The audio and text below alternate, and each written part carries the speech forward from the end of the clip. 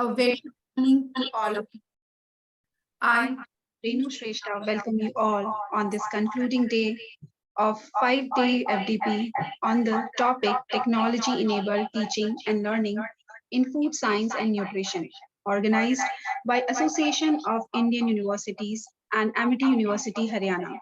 Academic and Administrative Development Center and Amity Academic Staff College in association with Department of Dietetics and Applied Nutrition, Amity University, Haryana. As we all know that this is the ending session of this event, but the path of knowledge is never ending. As there is this saying that only a good student can be a good teacher. So never say no to the curiosity aroused within yourself. With all previous sessions, we get the idea of various benefits of technological advancements. But is that enough? Is there no other side of the coin? For answering these questions, we have our plenary sessions on pros and cons of technology-enabled learning process. And I would like to welcome our next eminent speaker, Dr. Gaurav Kumar Bharadwaj, who is going to put his thoughts on the topic technological advancement of the learning process, opportunities, and obstacles. Dr. Gaurav Kumar Bharadwaj is an academician with 17 years of experience and consultant optometrist, contact lens and low vision specialist.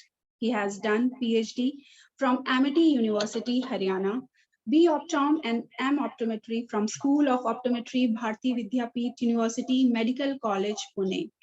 He is Lifetime Fellow of International Association of Contact Lens Educator since 2007. He is Fellow of Association of Schools and Colleges of Optometry India in Low Vision. He also holds MBA in Hospital Management. He is currently working as Associate Professor and Head of the Department of Optometry and Vision Sciences.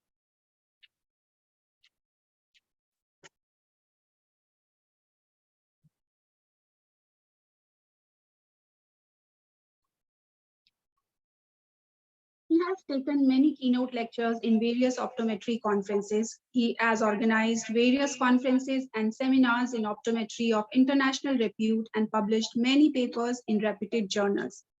He has also authored a book titled Low Vision Evaluation, a Practical Guide for Optometrists. We are so fortunate to have you here, sir. Now I am handing over this session to you. May this session be advantageous to all of us. Over to you, sir. Thank you very much, Renu ma'am, for the kind introduction. And can I share my slide now? Sir. Yeah. So, is my slides visible now? Yes, sir, it's visible. Yes, sir. Okay. So, as my topic is technology advances in learning processes, so I would like to brief first about what are the various technological advances in the learning process. Then we will discuss about the various opportunities which we have and the various obstacles which are there in this teaching and learning process in technological advancements.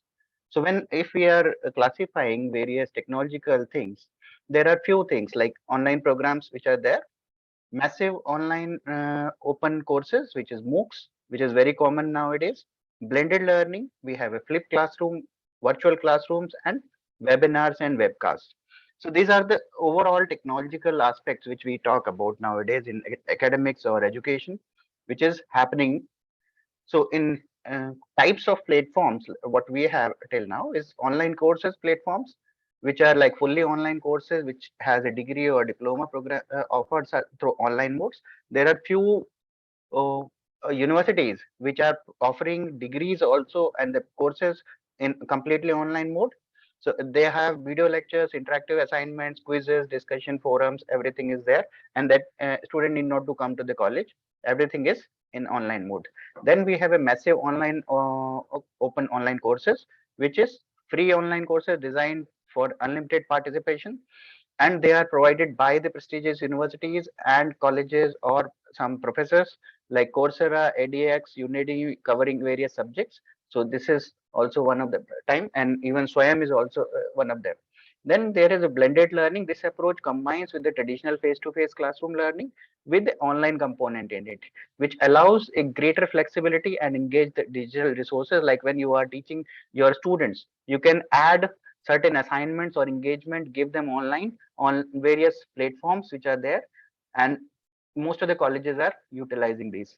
Then we have a flipped classroom model, which has a new learning content online.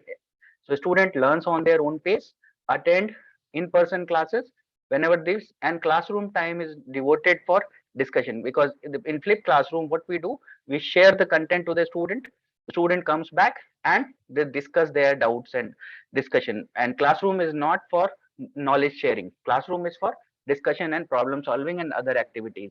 For knowledge sharing, the content is already given by the teacher. Then we have a virtual classroom. These are the live interactive online sessions, like one of this we are having now, where the student and interaction can participate through video conferencing, collaboration tools, and other things. Then you have a webinars, webcast.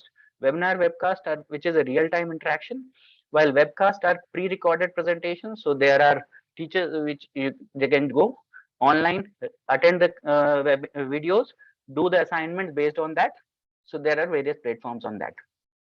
Then what is the changes in last few years which has done? Now we have added few things like gamification.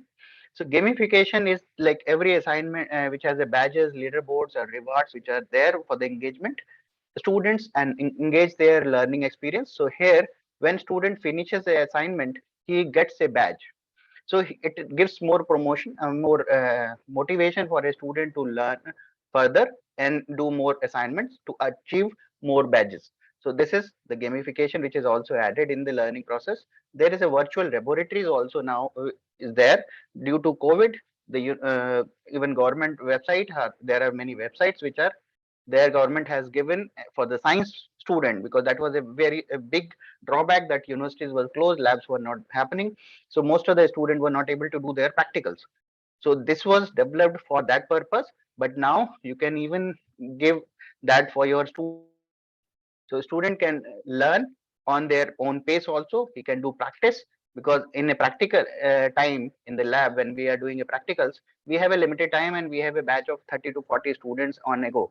So faculty cannot concentrate on each and every student in that time. You show them the demonstration of the practical, but student can do on their own at their home also, when this online platform is available for them for practice. They can do their practice, so their understanding becomes more better along with their lab work. So then there is a mobile learning platforms, which is the learning material is designed for the mobile devices, which enables students to access content on the go also. So they don't need a laptop everywhere, so they can assign access their content online as well, or on the mobiles also. And majority of the students are accessing their e-content or the notes or the the technology on their mobile itself. Then social learning, this is utilizing the social media and collaborating platform to encourage peer-to-peer learning and discussions.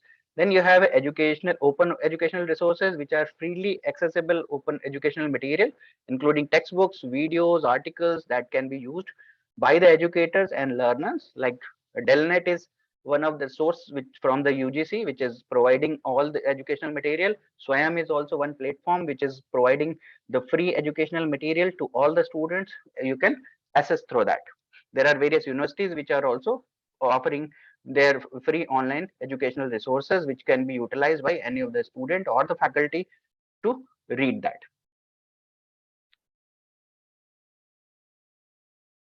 Then we have a learning management systems. So in learning management system, it is a software that can do centralized course material, assignments, communication for the students and instructors. You can design your course there. You can upload your assignments, do quizzes. You can do all the things on the learning management systems. And this is most of the universities are utilizing this. So personalized learning is also there, tailored learning experience which for the individual students which prefer the progress using the adaptive learning technologies. In personalized learning, they can redo their test, redo the lecture again, and then they can learn on their own pace. So augmented reality or the virtual reality, this is also added now in the virtual platform. So integrating AR and VR technologies can create immersive learning experience with the simulation. Suppose you have to take some student on a tour, so you can just use a VR technology, so a student can have the feel of that particular environment in the VR technology without going anywhere. They can have the feel of that same thing. Suppose you are teaching astrology, or you are teaching a experiment. Even the experiment can be taught here with the VR technology. Artificial intelligence in the education is also implementing now. AI-driven tools are automated grading, personalized content recommendations, and intelligence tutoring system is also there. So AI is also added. So there are many AI tools which are there available, which can just, you can design your experiment based on that, and you can even come with the outcome also. So you need not to do it practically. You can use AI for that. Then methods of adopted, which are there, which is the interactive real-time self-based learning, recorded lectures, or platforms or labs, which we have done. So interactive real-time softwares, these are there, which is most commonly used, like Microsoft Teams, Zoom, which we are using also, Zoom, Google Meet, WebEx.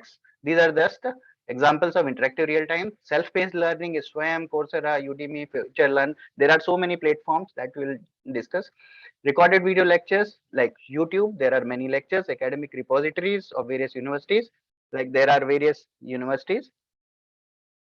Then we have virtual practical platform like VLab, which is a broad area of so this VLab, I will just go through this. So this is a platform where you can teach your students how to do practicals, even at the non-teaching time as well. Labstar offers a virtual science laboratories. These are all the software which are offering that virtual platform. AICTE has developed this engineering and biomedical persons. This app, I will just go through this. So suppose you have to.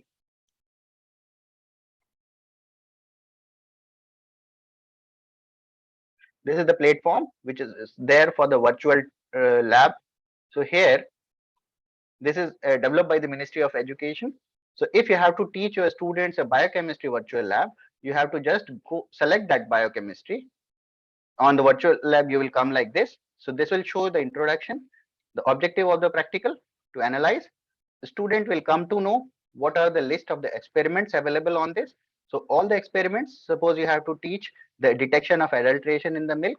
So this will be showing the objective, theory of that adulteration. The student can read that. Then pre-test requirement, the student will take a pre-test.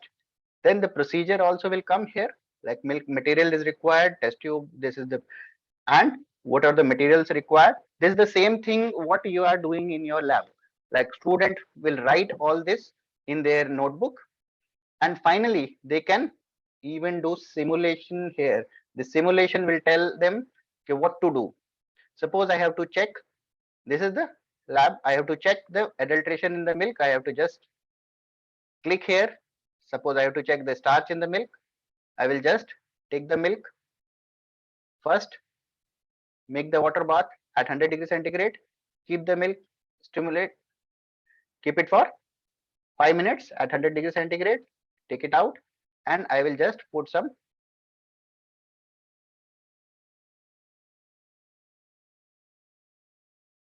Then I will take iodine. So whatever practical we are teaching in the lab, the same practical student can do it here.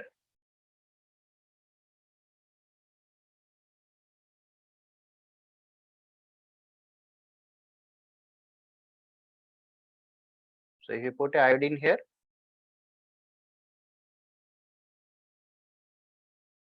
then, and here, if the color is not changing, what does it indicates? If a student is clicking here, absence or presence, if he is clicking on the right answer, it will show right answer. If he is clicking on the wrong answer, it will show that.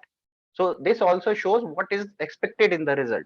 So when he is doing this practical in their classroom also, in their lab, they can learn, okay, what will be the expected outcome. And if he is making a mistake here, then the wastage will also be less, and they will not be exposed to the benefit of this type of lab is they are not exposed to the chemicals more.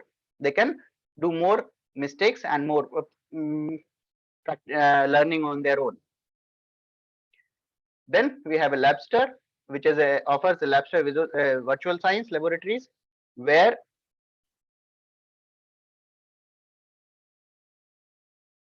so Labster offers the virtual laboratories, which is for biology, chemistry, physics, and more.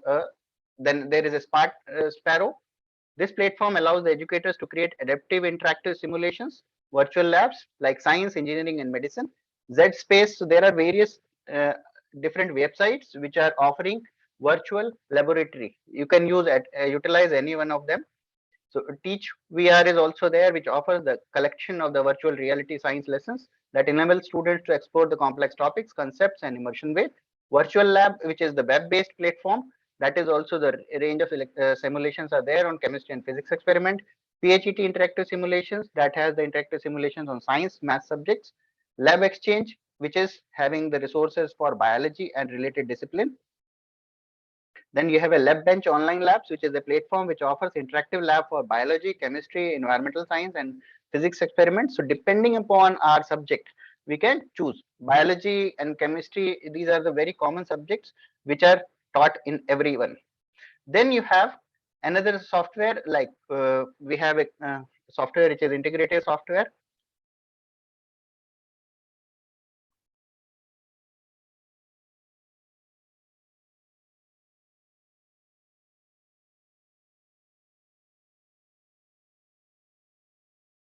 And apart from this, we have a virtual teaching softwares also like this, which is this is a Coursera based software. So here we can even teach through case reports. So this is from International Association of Contact Lens Educators. They have developed it, and all the international educators are participating in this and sharing their resources. So even now the technology has given a scope that we can collaborate internationally, develop some online resources which is free of cost for all the members of the associations, and here we can show even the clinical cases also to the patient. So this is the just a example of how the clinical cases can be taught to the student. Here sometimes we don't have the same case in our clinic, so we can show these type of case reports, case series to the student. They can go online, learn that. Suppose this is one of the case which I just opened. So here on this, a student will go on can go on their own. He will be able to see the condition.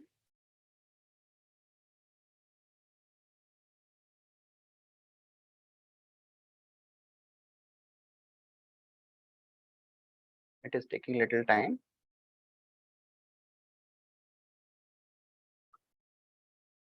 So here, if it's a eye condition, student can just click here. This is the condition how the student is looking that. So here, by seeing this, student has to select which is the condition here.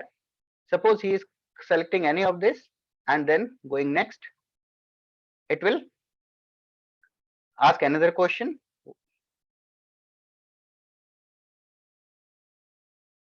So which is the most common cause of blepharitis? So this is a stiff.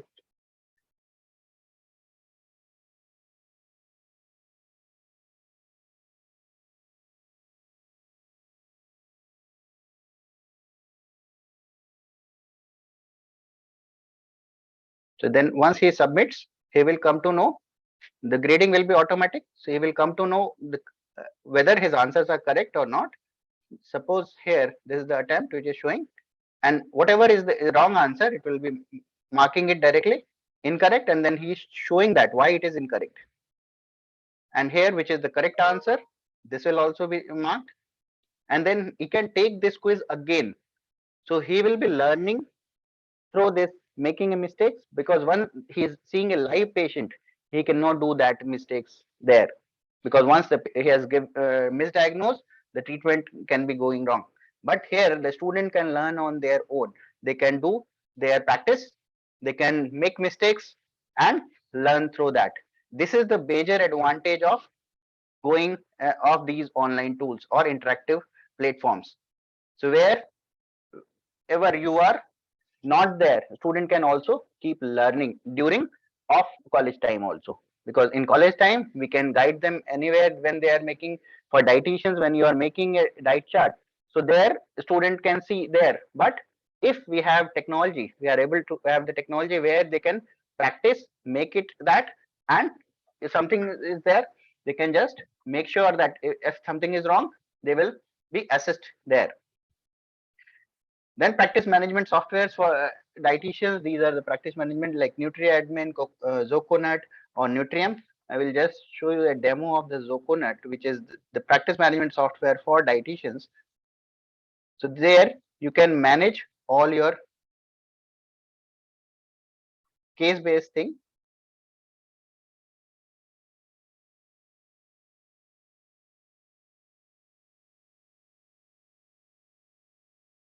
Are you able to see my screen? So your screen is visible, but we are able to see your presentation. Okay, just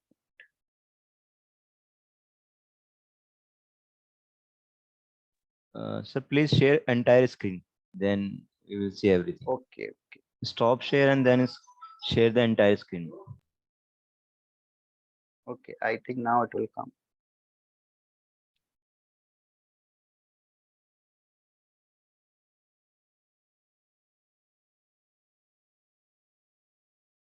Okay, multiple parts.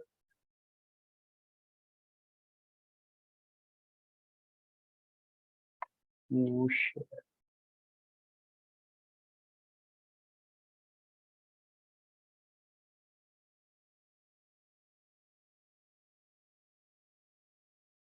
Now entire screen is visible.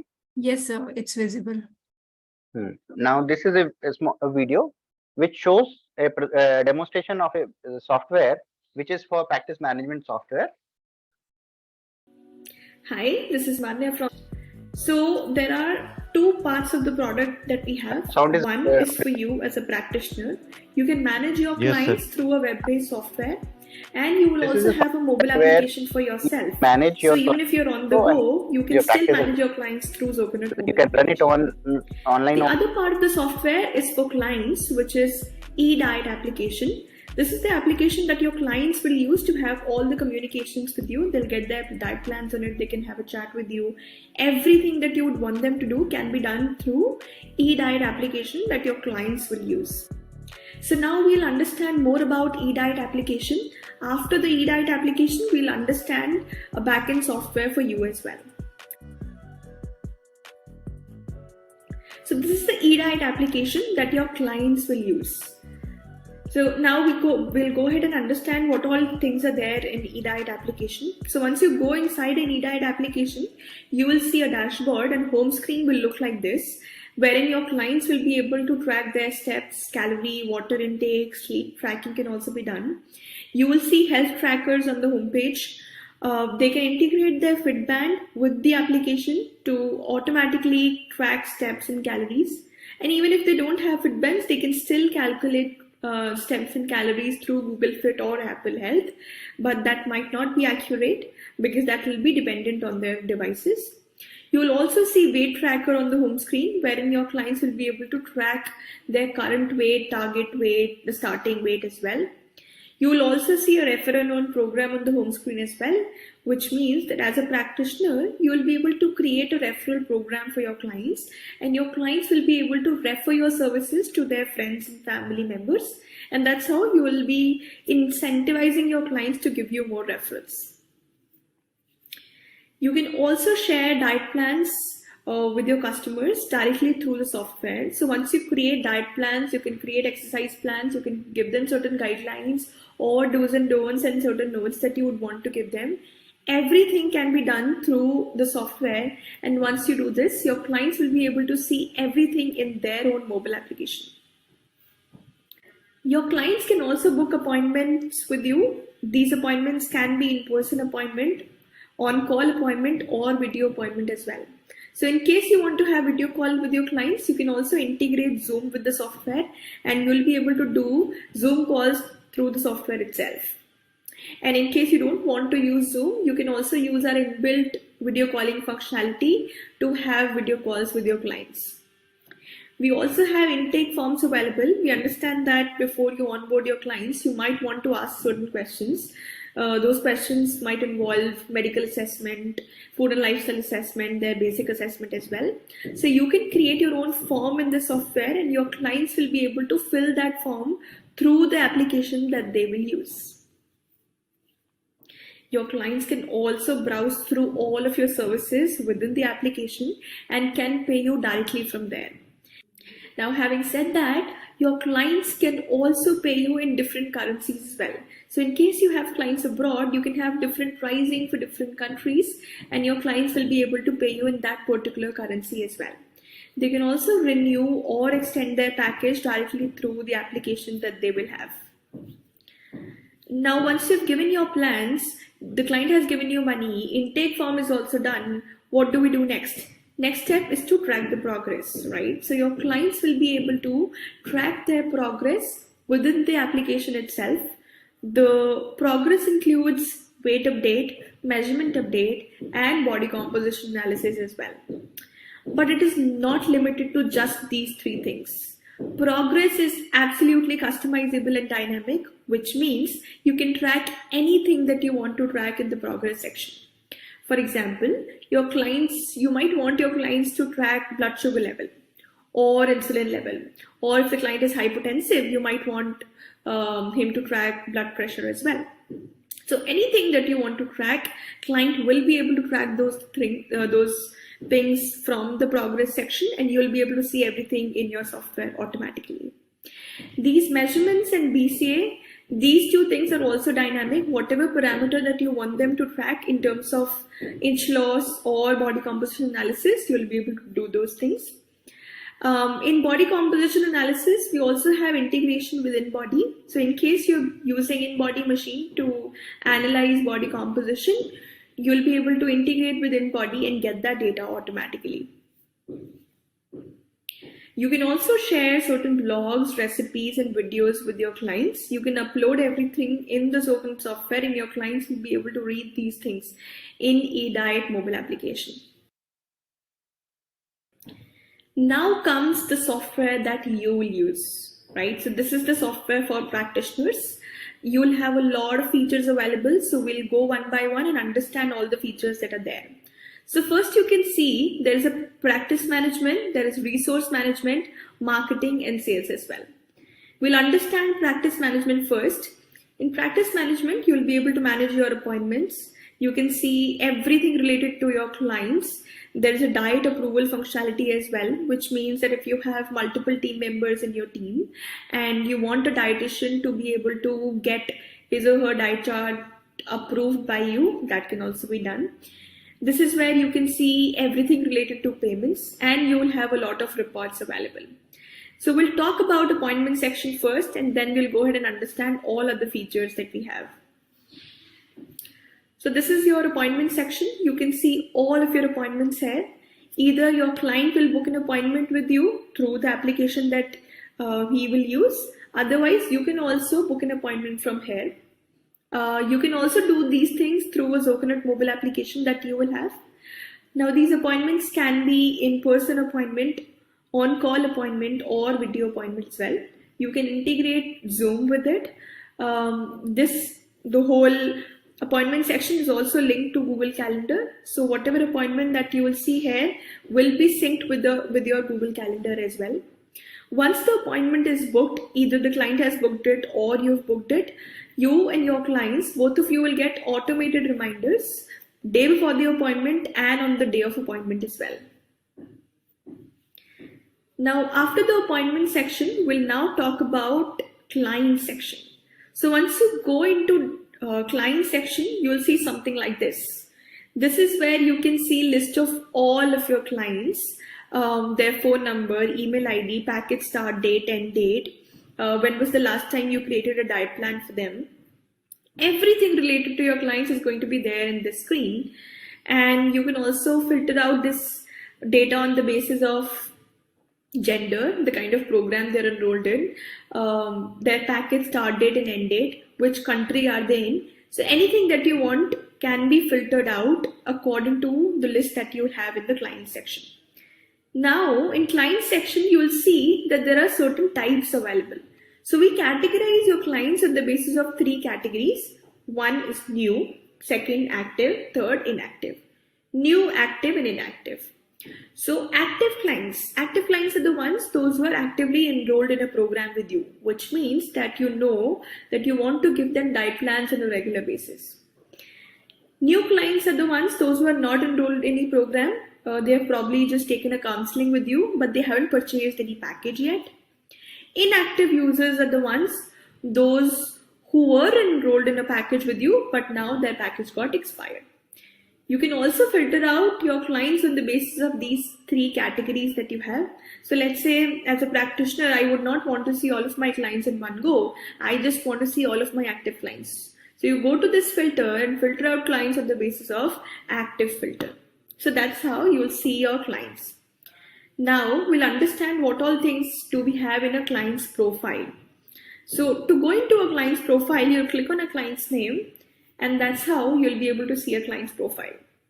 Now in a client's profile, you'll see a header just like this. You'll see client's name, age, active package, last login, gender, and you'll also see the kind of food this person's eat. And then first is your profile section.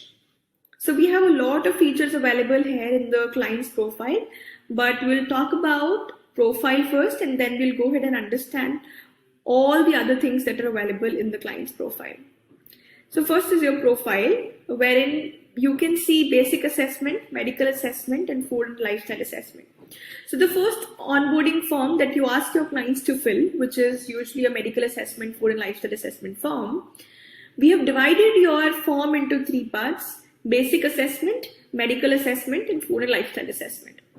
Now in basic assessment, you'll see simple questions like first name, last name, phone number, gender, anniversary, address, and anthropometric measurements like height, weight, BMI, VMR. You'll see everything in the basic assessment. Then in medical assessment, you'll see things like diseases, if there is any family history, if the person is pregnant or lactating, anything of that sort is going to be there in the medical assessment part. After that, you will see food and lifestyle assessment. So in food and lifestyle assessment, you will see questions like cuisine, likes, dislikes, what is their eat out frequency, smoking frequency, alcohol frequency. So there are certain basic questions that we already have in the software, but we understand that every practitioner has a different way of working. So what you can do is you can customize these 3 forms according to your usage and liking. Now, these 3 forms are absolutely customizable, which means that you can add more questions, delete certain questions, and you can customize these 3 forms according to your likings, right? So now how do we get this information from clients? One way to get this information from clients is to use eDiet application. So your clients will fill this information in an eDiet application, and you'll see everything in your software automatically. That's one way of getting this information from clients. Next is your form link, which means if the client is not using mobile application, we still want to get all the information from your clients automatically, right? So in that scenario, what you can do is you can share a form link with your customers. So this is going to work like a Google form, wherein you share this link and your clients will be able to answer all the questions that you want them to answer. And again, without you doing anything at all, you'll see everything, all the data in your software automatically. Third way is to enter everything manually. So these are the 3 ways to get this information from clients. We also have a dietary recall section in here, which means that if you want to understand your client's schedule before you give them certain plans or counseling, you can understand their schedule in a dietary recall form, wherein they'll answer questions like their wake up time, sleep time, how many meals do they take, everything that you want them to answer will be there in the dietary recall section. So that's how your client's profile will look like. Now we'll go ahead and understand billings and payments. Okay, so now this is where you can see billings and payment of this particular client. So all the payments that you have received so far from this particular client is going to be here in this payment section, right? So now you can see that the person has purchased this package This was the duration of that package. This was the amount that the person has paid. Start date of the package is this. End date of the package is this. There are, if the extension is available, you can see that you have extended this person's package for 12 days. And this is the amount that you have received so far. So everything with related to a particular payment is going to be here in the payment section. Now, how do we get this data in billings and payments? One, if the client has paid you through eDiet application, you'll see every information in here automatically. But consider a scenario that your client hasn't paid you through mobile application. If the client has paid you in cash or has directly transferred money in your bank account, now what do you do? Now you go to create payment plan button and create a payment plan for that person, which means that you're manually activating person's profile. You'll now mention the kind of package he has purchased, duration, and everything related to that particular package with mode of transaction as well. And then that is how you activate people's profile. You can also create an installment plan for that particular person, which means that if, let's say, the person has paid you 50% of the amount managed within the software, if you don't want to manage taxes, no tax will be applied in this invoices. That way, you can also upgrade the package, renew the package, refund the money, deactivate package. Codes will have all the flexibility. So let's say you want to create coupon code only for one service and only for a specific duration, and then there is an expiry date of that coupon as well. You can create everything with respect to your coupon codes in the offer section, and your clients will apply that coupon code and they'll get the discount. That's one way. The other way of getting discounts from your customers is through one-on-one discounts. So let's say I come and negotiate a deal with you and you give me 10% extra off. So once you give me 10% extra off, you don't want to give that discount to everybody. It's just for me, right? Now, how do you give discounts? You go to a client's profile and add a discount in here. So once you do this, your client, only this client will be able to see discount price in its mobile application, and no one else will be able to see that. Now, after we have talked about billings and payments, we have talked about profile, next step is to create a plan for your customers, right? So you can see in a plan section, you'll see all the plans that you have created so far for this client. You can see that you've created 3 plans so far. You can also share these plans in a PDF format. Otherwise, your clients will be able to see everything that you've created in his mobile application as well. Now we'll go ahead and understand how do we create plans for the clients. So in the plan section, there is no limit, all the flexibility in those and calories while creating a diet chart. If you don't want to calculate macros and calories, you can also have an Excel sheet kind of a view wherein you will just write down things without calculating anything at all. You can also use certain plan templates for yourself.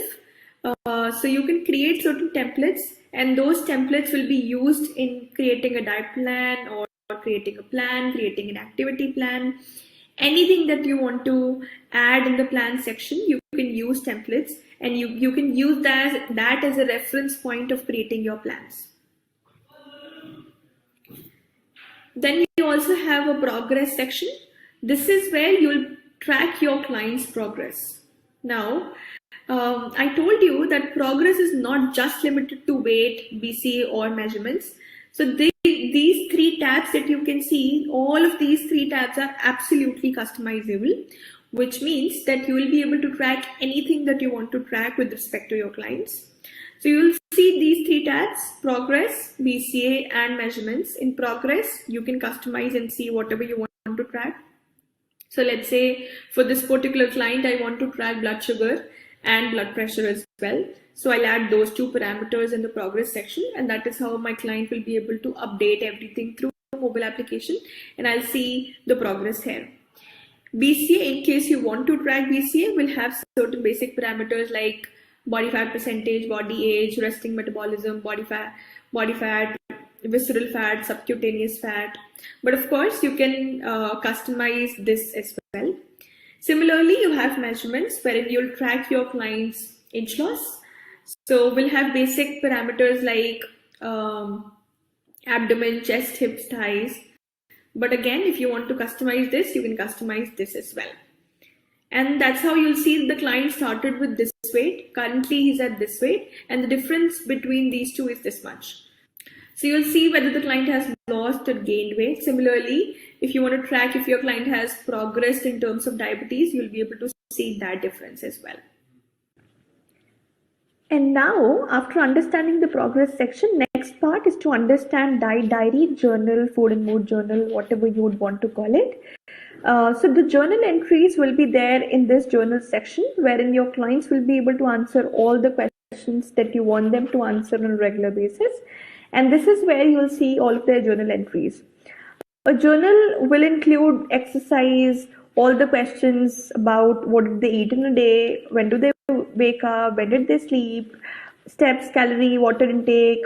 All of these questions can be there in the journal section. Again, this journal is also customizable. You can ask as many questions that you want to ask, and your clients will be able to answer those questions through the eDiet application that they will have. After this, we have appointments and follow-ups.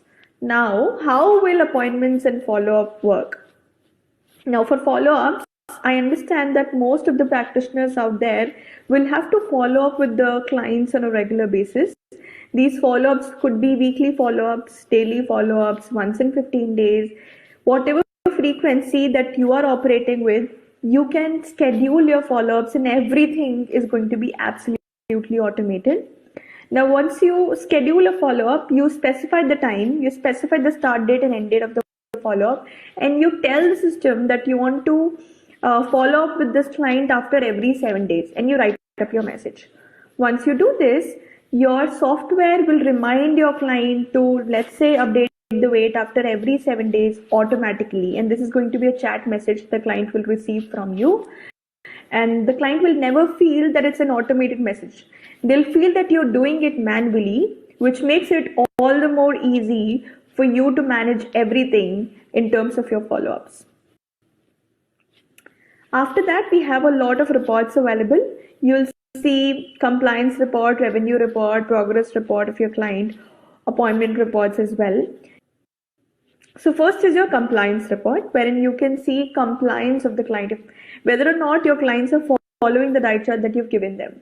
You see that some of the clients are less than 30% compliant, some of them are between 30 to 50, some of them are between 50 to 70, and some of them are more than 70% compliant. So as a practitioner, I want to see how many clients are less than 30% compliant, so that I can now talk to the person and understand if there is anything wrong and I can help that person or not. So I will now have a list of all of my clients, those who are less than 30% compliant. I can see a full report, and then now I want to talk to these people and understand if I can help them with anything.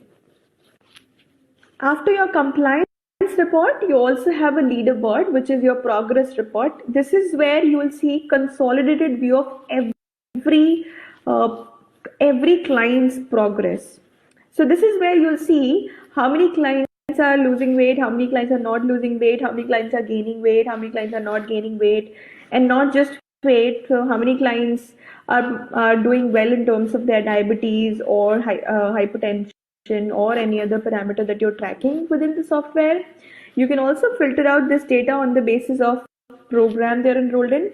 For example, I'm running a weight loss challenge, and I want to see all the people, those who are enrolled in weight loss challenge, are active, and how many of them are losing weight, how many of them are not losing weight. So you can see everything with respect to your client's progress in one window in this leaderboard section. Similarly, you have payment report as well. This is your revenue report, wherein you'll see that within this period of time, this was the revenue. This was my best performing package and least performing package. You can filter out these things on the basis of gender, program, currency, mode of transaction, anything that you want to filter these things with. Now, after these things, you also have communication section, wherein you have certain marketing related features. So first is your refer and earn. In refer and earn section, what happens is you can create your own referral program, and your clients will be incentivized to give you more referrals through their friends and family members. And you can create your own referral program within the referral section. Second is your notification section. This is how you can send broadcast messages to your clients through the notification panel that you will have.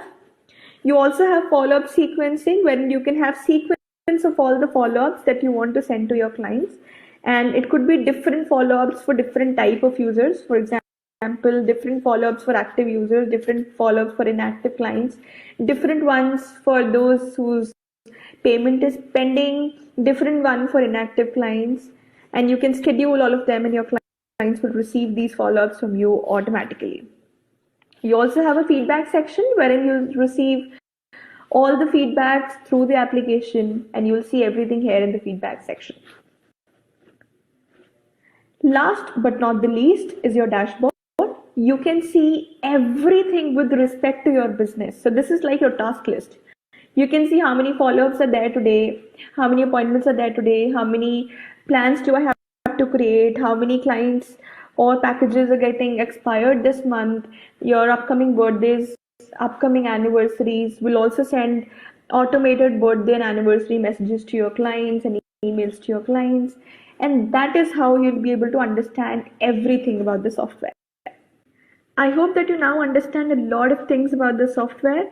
In case you want to see all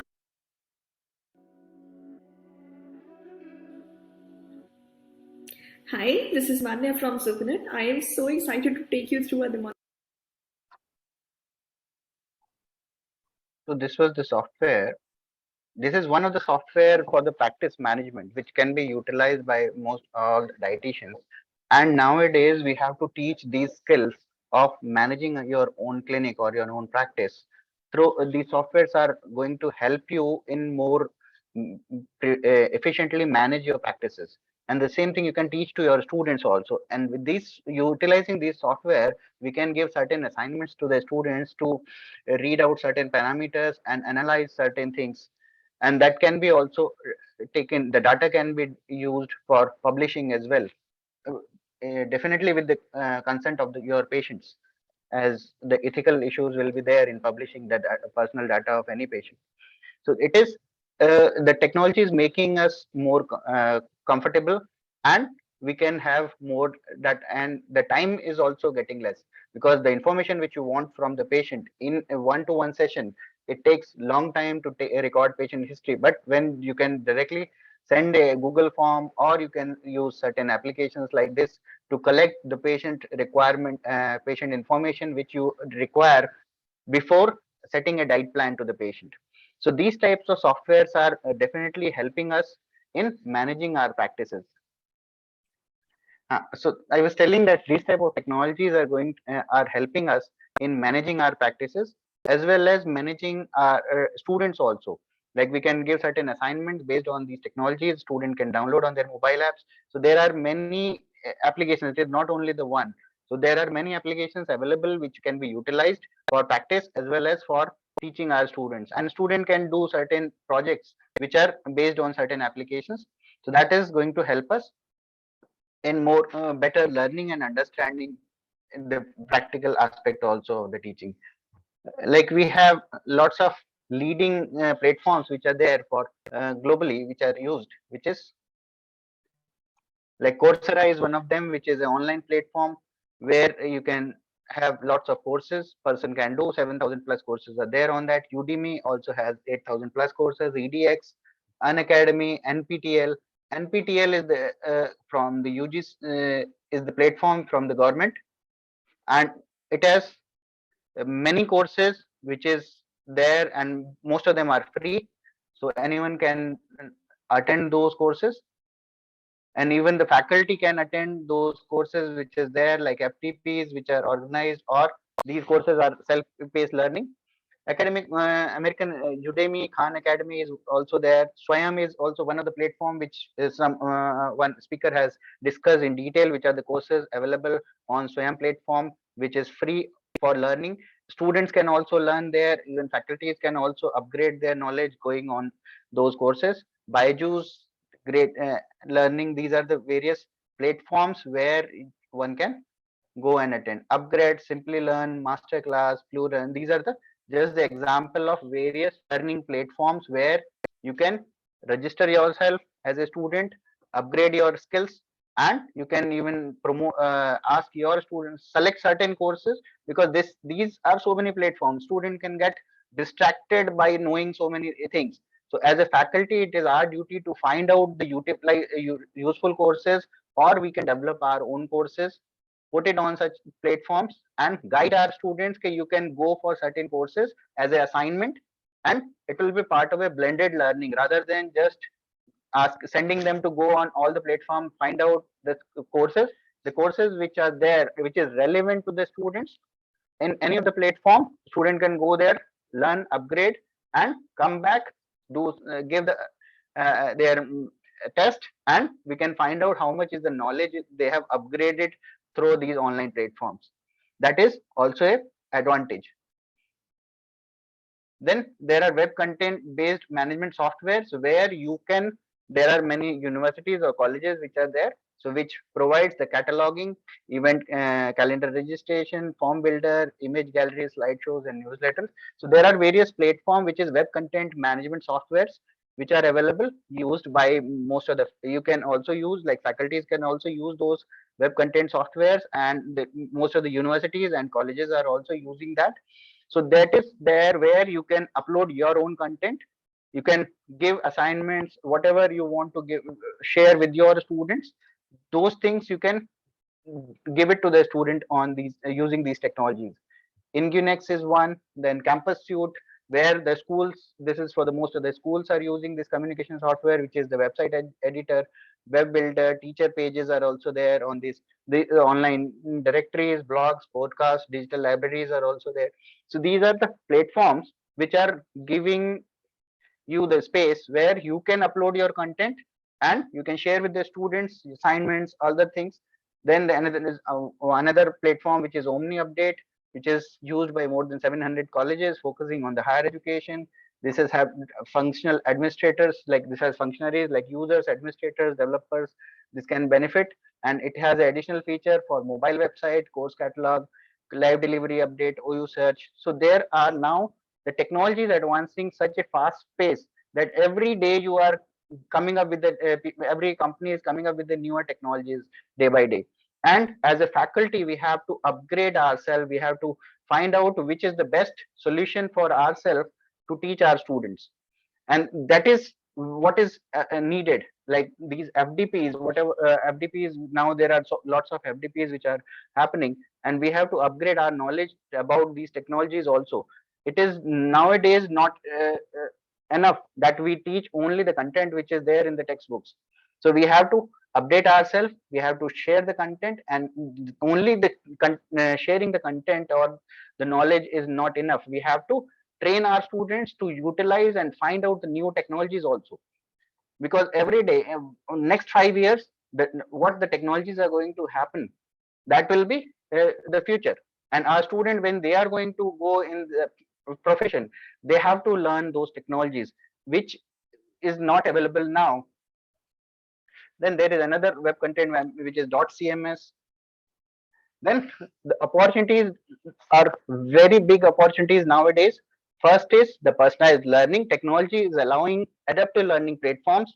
So there you can also learn, the faculties can also learn on their own pace.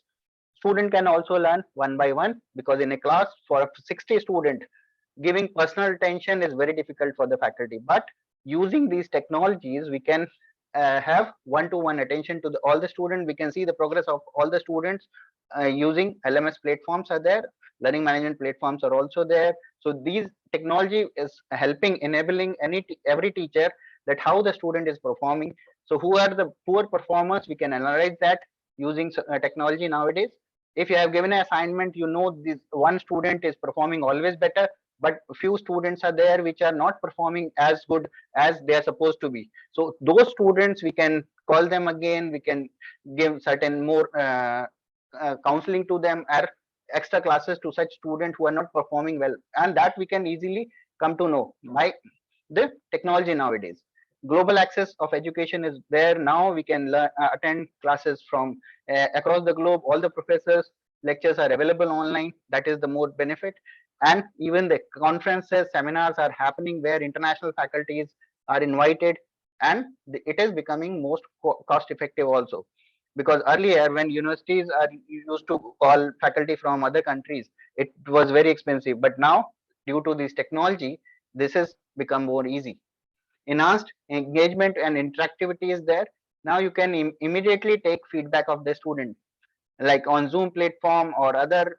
You can give polls, you can give chat, so a student can react immediately rather than one way.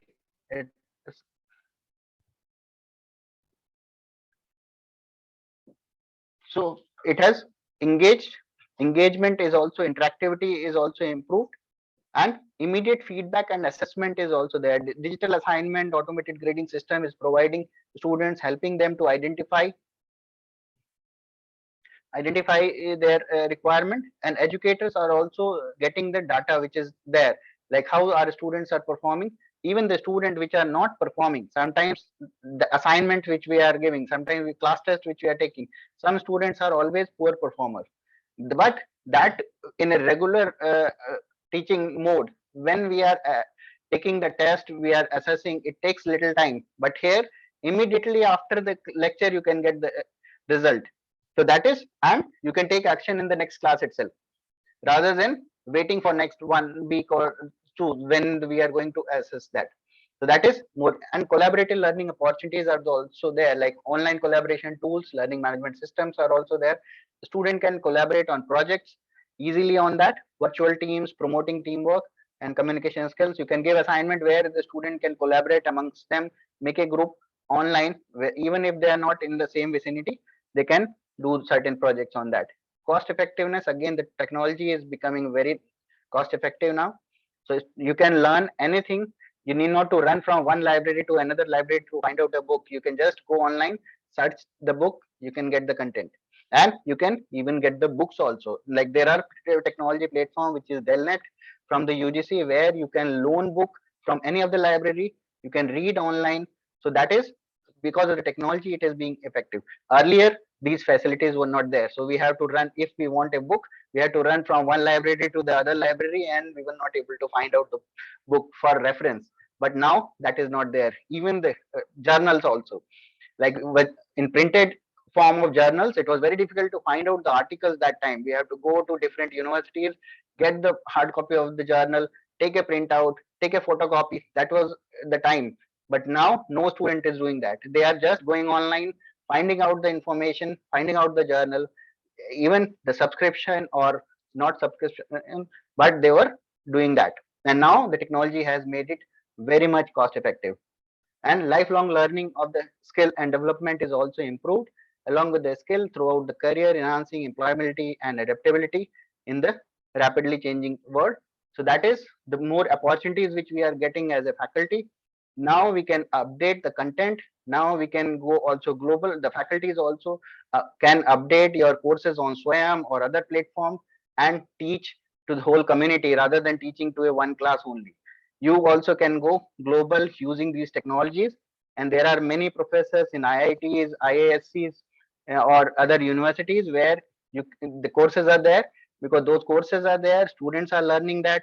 Making it UGC is making, like in NEP, is giving the opportunity of students that they can go and learn few courses online. So as a faculty also, we can update our courses online, so the other students from other universities or the places where the faculties are not available, so that is also making a very important role in the faculty. Then the obstacle, there are various major obstacles which are happening in this digital world, which is digital divide is there most of the time. The technology, and this is also causing a problem for the people who don't have the access to the digital technology, despite which is there. So quality, so there are many students which are facing a problem in connectivity, in having the devices like mobiles, laptops, that is not there. So that is having a little digital difference.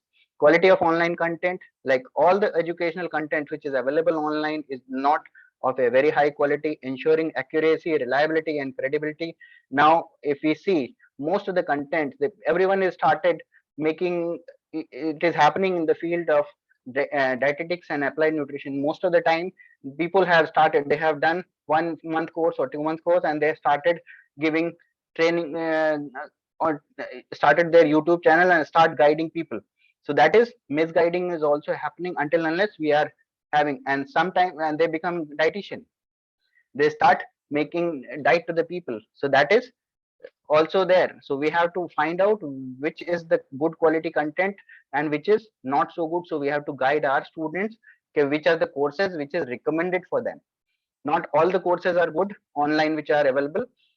Lack of digital literacy is also there, like that is also an obstacle. Like students and teacher will lack the necessary digital literacy, like skills of effectively navigate online learning platforms, utilize digital tools optimally.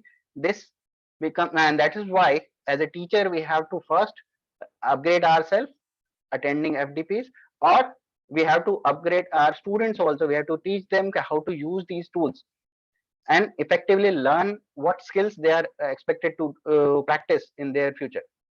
Then dependence on the technology is more than, that is over reliance on the technology could lead to reduce the critical thinking and the problem solving abilities, and student will become more technocrat to reliant on the automated processes rather than thinking of their own. So these are various limitations which these technologies are going to cause.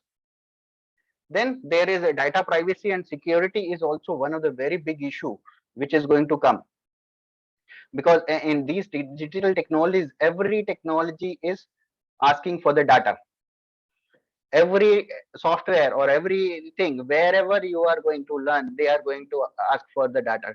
And the student, when they are entering their data, the privacy becomes a big issue. So that also needs to be taken care. Raises the concerns of the privacy, security of the data, student information as well as the patient information sometimes.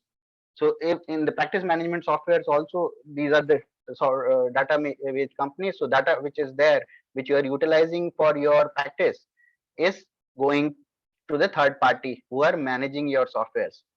So that is a big issue that also has to be taken care. And when you are teaching online on these online platforms, all the data of the student is going on these platforms.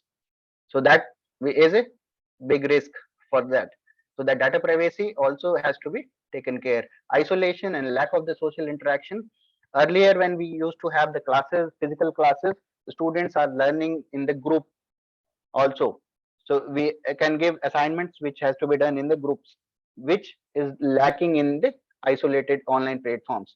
So that face-to-face interactions are lacking. You are teaching to a class of 1,000 students, but you practically don't know anyone. So that is what is happening nowadays due to this technology. That is a little limitation. Then constant technological advances are happening, and technology is changing so rapidly that keeping educational technology up to date is also a big task for the institutions also. An institution should also invest in continuous professional development program for the educators to ensure that use of the new tool effectively, because sometimes it happens when something new comes, there is always a reluctance from the faculties or from the people who are user, because they are not aware about the newer processes. So the technologies are updating, so, and faculties also has to update ourselves to learn new and teach, use those tools effectively. Sometimes everything is there in the software, but if we don't know how to use that, we will neglect that things. Then digital distractions are also there. So this is abundance of the digital information distraction will hinder the student to focus on productivity. Suppose you are attending a class on mobile and one notification comes. Automatically, the person is busy in that seeing notification, then his concentration is breaking. That concentration time is also lacking in that. So that is also an obstruction. Earlier days when we used to read from the textbooks, there was no distraction, no pop-ups or no notification used to come in that. So which is there now in mobiles or even the laptops. There are lots of distractions are there. So that is a limit obstacle in digital learning or technological learning, what we say.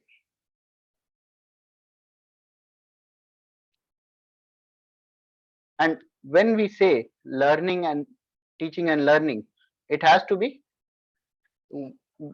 both ways. And digital technology has made us like we can go expand our teaching abilities, and we can also teach the things which were there. And for students, it has also made very comfortable to learn at their own pace. It is not that if a student is there in the classroom, he will learn. If he is not there, and now outside the classroom also they can continuously learn using these technologies. That is the major advantages, and the few drawbacks are there which will be taken care in due course of time. So that's all from my side. Thank you very much. If there is any questions, we'll be happy to answer them. Thank you, Dr. Gaurav, for the wonderful presentation. And we have seen many videos also that you have included. That was the novelty of the presentation today. So I'm so happy and glad that our participants have taken away so much today from your lecture. So I congratulate you for such a wonderful lecture, and thank you so much for taking out the time because we all know that we all have busy schedules, and thank you for the patience of our participants as well. Today we have the valedictory function as 2 to 3 p.m. and we would be finishing off the FDP today itself. So I would request my participants to join 2 p.m. sharp so that we can conclude the valedictory function smoothly. And I invite Dr. Renu to propose a vote of thanks to the speaker. Thank you so much, sir, for such an elaborative and insightful lecture. Technically, you used all the technological aspects of teaching today, and it was indeed very attention-catching session. And I hope our participants enjoyed every bit of this session and with lots of learning. Thank you so much, sir. Thank you very much for inviting me. Thank you, sir. Right. Now I request all the participants to join the session at 2 p.m. for our next lecture. And I hope everyone will join at sharp 2 p.m. Thank you so much. Good afternoon, everyone. I, Dr. Renu Shrestha, welcome you again on this concluding day of 5-day FDP on the topic Technology-Enabled Teaching and Learning in Food Science and Nutrition, organized by Association of Indian Universities and Academic and Administrative Development Center and Amity Academic Staff College, Amity University, Haryana, in collaboration with Department of Dietetics and Applied Nutrition, Amity University, Haryana. The session is on the verge of its end, but as I said earlier, the learning is a never-ending process. So let's pledge to uphold the enthusiasm to acquire new knowledge and skills. With the same energy and positive attitude, I would like you to introduce with our speaker, Dr. Alka Joshi ma'am.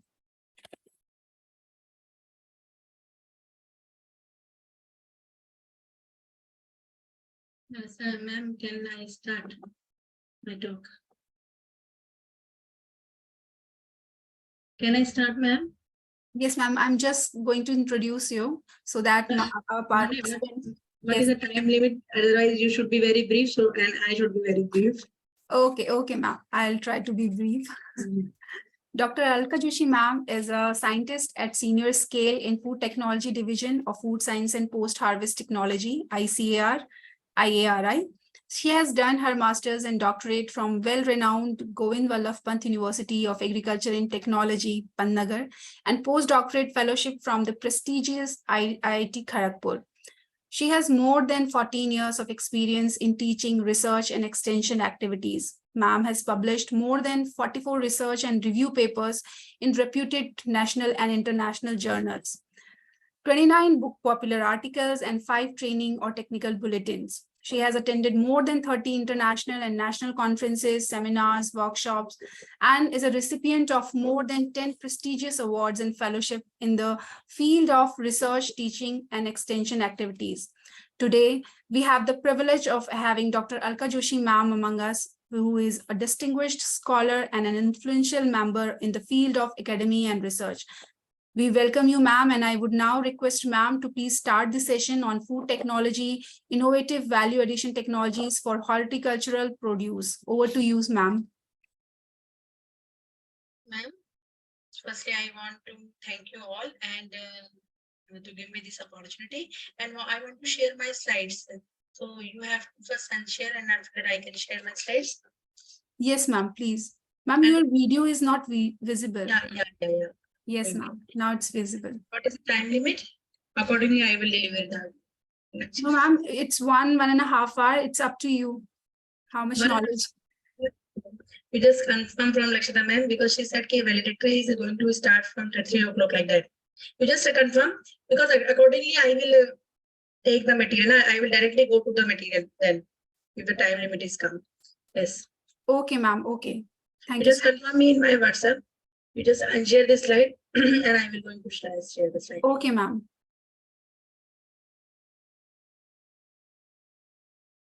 I have it is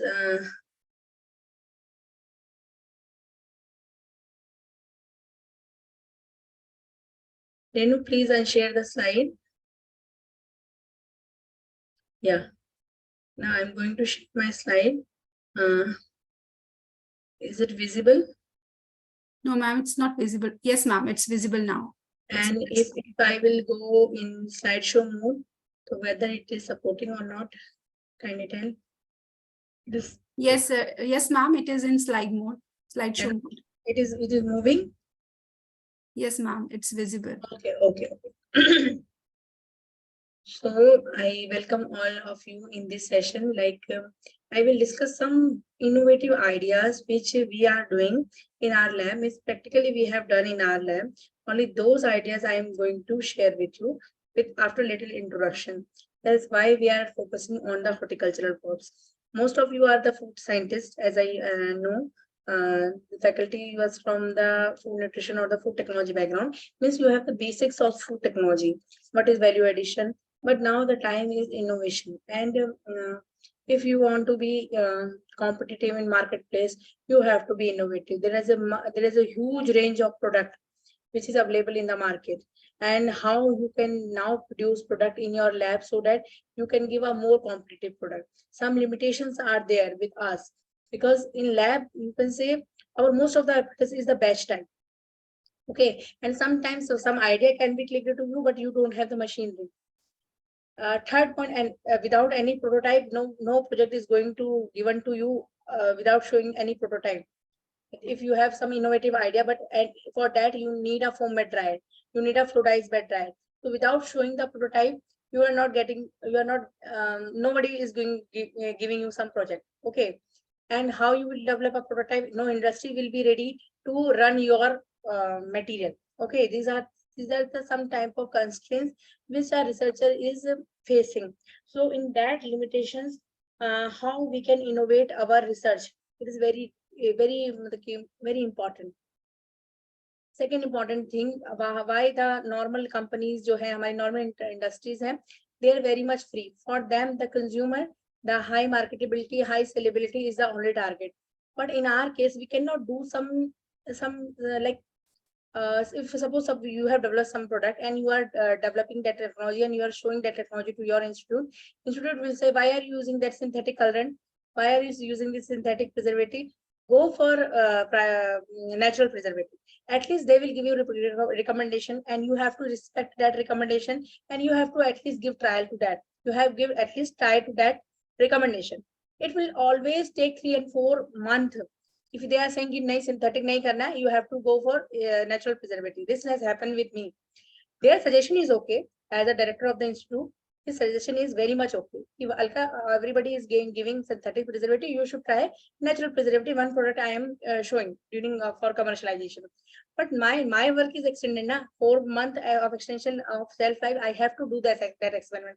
In that case, that 4 month mein aapka study purana ho jata hai. Maybe you will get same type of product in marketplace. So institute से कोई product release करना is difficult. Rather you are doing work in any company. So you should be very proactive, and you have to design your work in such a manner that small intervention can give you the innovation. Okay, and if it is cost effective, nothing like that. If there is no extra machinery is required, then it is also one of the very good thing that without without any incorporation of extra cost, without any indulge of any extra machinery, if you can innovate your product, that will be a, you can say, at least niche area for early birds.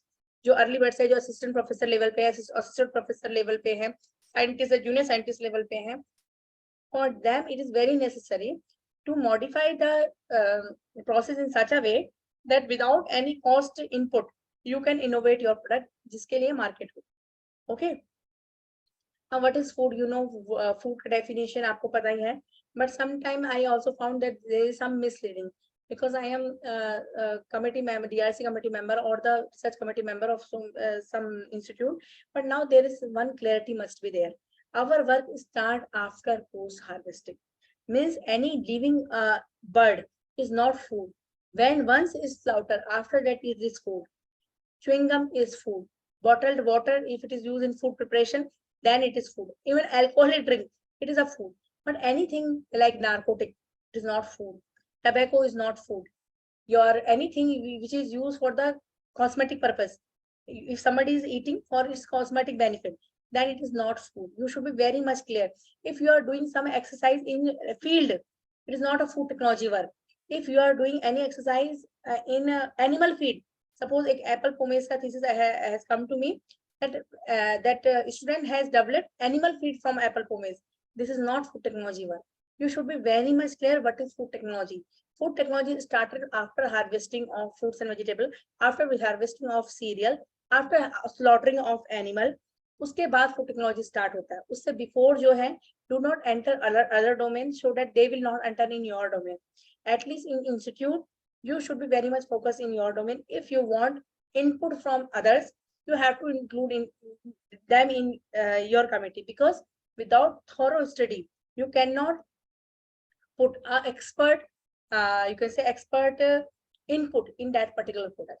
Okay, so आपका काम after harvesting start होता है. Food technology point of view से इससे आप बिल्कुल clear हो जाइए. Pre harvest practices आपके अंदर नहीं आती.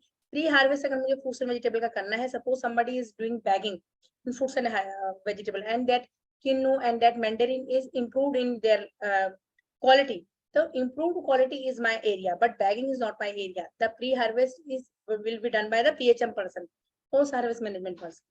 Be in your domain so that other will not enter in your domain. Okay. Hello, Alka ma'am. You're not able to listen anything. No, thank you. Actually, 1 minute gap I required somebody. Okay. Okay, ma'am. Okay, ma'am. Okay. Okay, so this is a major dimension of food technology. What is the aim? Whatsoever dimension you are touching, whether it is food safety or supply chain management or post-harvest management, the ultimate aim is food preservation. Okay, whether it is fresh fruit or whether it is semi-processed or processed, the ultimate aim is food preservation. Means you are increasing the shelf life and you are going to make shelf-stable product. Okay.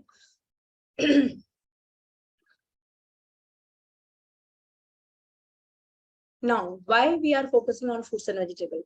Earlier, the major aim, the major, you can say, product you are finding in marketplace, they're from food, they're from cereal pulses, or you can say alcoholic beverages, mainly from that barley. But now we are finding a variety of product from fruits and vegetables. Why? At least in case of India, we have, you can say, almost all type of fruits and vegetables we are having. We have tropical, we have subtropical region, we have arid region, we have temperate region, we have hot region. Means all type of regions we have, means we have all type of fruits and vegetables. Means variety of fruits and vegetables are available in India. First important point. Second important point, we are second or third largest producer of almost all commodities. And not only the major commodity like potato, onion, tomato, we have other underutilized crops also. For that, consumer has the acceptability, but no product are available in the market, like jamun. Everybody eats jamun, everybody knows the taste of jamun, but there is very less, you can say, no product in the market. Like jackfruit, we have the acceptability. Like bear, we have the acceptability. For bale, we have the acceptability, but no You can say ready-made product is available in the market. Suppose if I'm saying that falsa is very much good source of anthocyanin, it is a very much good source of bioactives, but there is no product of falsa is available in the market. Means we have plenty of fruits and vegetables which have, you can say, which have a potential to be utilized, but there is no product available in the market. So if you are developing product, or if we have some innovative technology, why not this technology can be used in such type of commodities? Like in case of beer, we have developed in our lab, we have developed that vacuum fried beer chips, because we found that now the challenge is there, because beer is a mucilaginous crop and the seed is present in the core, that the removal of seed is not that easy. Here the innovation starts. So take some challenging crop which is associated with some of the morphological, sensory, or you can say some limitations is there. If product is that much has the potential that you can consume it freshly, then there is no need of value addition. You have just to take that product and you do work on packaging and store it to extend its shelf life. Okay, because if in the fresh form it is consumed, it is liked by the consumer, there is actually practically though there is no need to develop a product, because there is a market for fresh. Like amla, nobody is going to take amla freshly. 1 or 2 days he will take, 1 month he will take. But if some innovative product from amla that can cater its sensory limitation, then it will have the market. What the point? Like jackfruit, the peeling is very much difficult. So that jackfruit chips, vacuum fried jackfruit chips is the largest selling vacuum fried chips in India. Okay, because otherwise the goodness of jackfruit is not that easy to take, because the peeling is very much difficult and you are not getting ripe jackfruit throughout the year. So such type of product you can take care. You can take in your research. Like in case of jamun, it is, you can say it is almost freely available if the jamun trees you have. Our campus has so many jamun trees, and jamun is, you can say it is available like free of cost. So in our division, that jamun stabilized pulp is selling by our division. The technology is commercialized. The RT is made from that stabilized jamun pulp and is throughout available. In the whole year, you can take that product, and that technology has been commercialized. So such type of raw material you have to pick from your surrounding that can easily be available and that has no market, like, and that has some potential. Like in mulberry is also an untouched crop. So whether that strawberry type of product you can make by mulberry, you can say it has very short shelf life. In that case, you can develop some product. So you have to take the commodity. First, innovation starts from here. Now your focus of research of such type of commodity must be there, which has no market or no, you can say, processed product available in the market. If you can do something good in that, not only the, if not the company, if the company nahi aayegi, so you can approach government directly. You have developed a product from the waste of, from the, you can say, overripe type of product, or from the mulberry, and mulberry farmers can get the benefit out of it. Mulberry farmer kaun honge? Jo silkworm ka business karte hain. For them, this technology is very good. So government can take that your technology and they can sell. They can purchase your technology. Why? Because they want that the farmer's income must be double. So not only for the company, you can do work for the farmer, for a small and marginal agripreneur also. And there is market. If you are not developing technology for the industry, but NGO can take for the small and the marginal agripreneurs. So yes, so technology would be sold definitely, but your technology must have some potential, must have some buyer, and must have potential. It can cater, whether not sabko nahi fulfill kare, but some segment of society ko it would cater. Okay, then your technology has the market, your innovation has the market. Okay, now the next slide. Now मैंने opportunity आपको बता दिया. There's huge opportunity with the horticulture crops. Fruits में there is, look, a lot of time is taking for the variety development. Vegetable में 5-6 साल में हो जाता है variety development. But you need to develop a process, a product, because मैंने ये क्यों लिखा है variety development में time लगता है? Because अगर high time लगेगा variety develop होने में, तो whatsoever variety you are having, you have to do work on that. Suppose you have good tomato varieties, but there the perishability is the problem. But tomato variety at least take, agar hybrid nahi hai, variety ki baat kar rahe hain, so at least 5 to 6 year will take. So that means that 5 to 6 year you cannot wait. You have to give your mind how to develop a product out of that, how to extend its shelf life. And edible coating is also successful in the case of extension of shelf life for tomato. Secondly, important thing, if you are doing work on the bioactive, cereal pulses cannot be consumed without heat processing. But fruits and vegetables, lots of vegetable on almost all, and all fruits can be consumed in the raw form. That means if you are working on bioactives, for that the consumer are ready to purchase an antioxidant rich diet, then fruits and vegetables are the good carrier. Okay, because without any thermal processing, you can make your product self-stable. Now lack of starch, it's a limitation, but you can say lots of tuberous crop having a starch. In that you can do work like cereal. जितना आप cereal में काम कर सकते हो, उतना आप tuber जो starch rich tuber है, उनमें कर सकते हो. या starch rich crop है, like your raw banana, this is starch rich.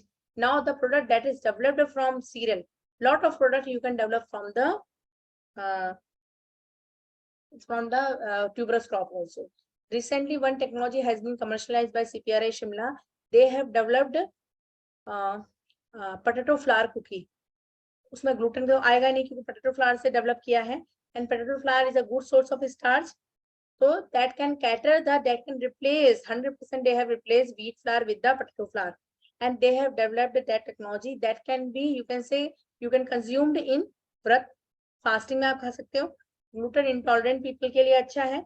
So that means this is innovation. बहुत ये बहुत में rocket science नहीं है, but innovation है.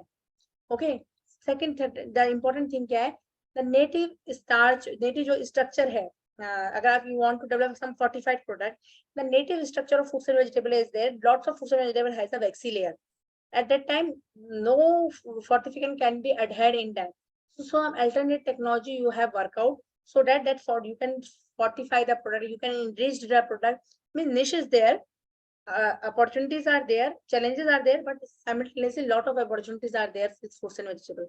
So now I am giving idea of some innovative product. Idea kya? I am going to tell you the product which we have developed in our lab, and lot of products are commercialized, or you can say in our institute in ICI, you have to pass 2 or 3 cycles before commercialization of your product. So at least all the product has passed 1 cycle. मतलब इनका एक round presentation for commercialisation हो चुका है. So that means इनके लिए कोई buyer available है. So that I am going to tell you that product. Now in terms of perishability, you know, all fruits and vegetables come under the category of perishable or semi-perishable. Means there is a need to develop a product, there is need to make them self-stable, whether in the fresh form, whether it is semi-processed form, whether it is in processed form. You have to store them. Some innovative ideas. Firstly, I will start from biocolorant because biocolorant is my field. So I am extracting biocolorant from beetroot. Because why I am extracting biocolorant from beetroot? Firstly, it's a grass status. It has a grass status. You can use biocolorant. This Betalin's biocolorant you can use in any product. First thing. Second thing, there is a niche for natural colorant. Third important thing, if I am telling you beetroot has so many benefits, and you have to take beetroot day and night every day. Are you going to consume it? No, because beetroot has the limitation. It has a very hard texture. They are fibrous in nature. So you have to try to do work on that crop which cannot be directly consumed, which has some limitations. So beetroot has a very much sensory limitation. Like radish, like carrot, you cannot consume it daily. So what you can do, and beetroot is not throughout the year is available. So what you can do, you can extract that pigment. That pigment we have, you can say, we have stabilized for 1 year. हमने इसे 1 year तक stabilize कर लिया है. And this is the technology by which we have done this. 1 minute. I want to see where I am not able to see my slides. Are you able to see my slides? Yes, ma'am. We are able to see your slides. From internet from the other device.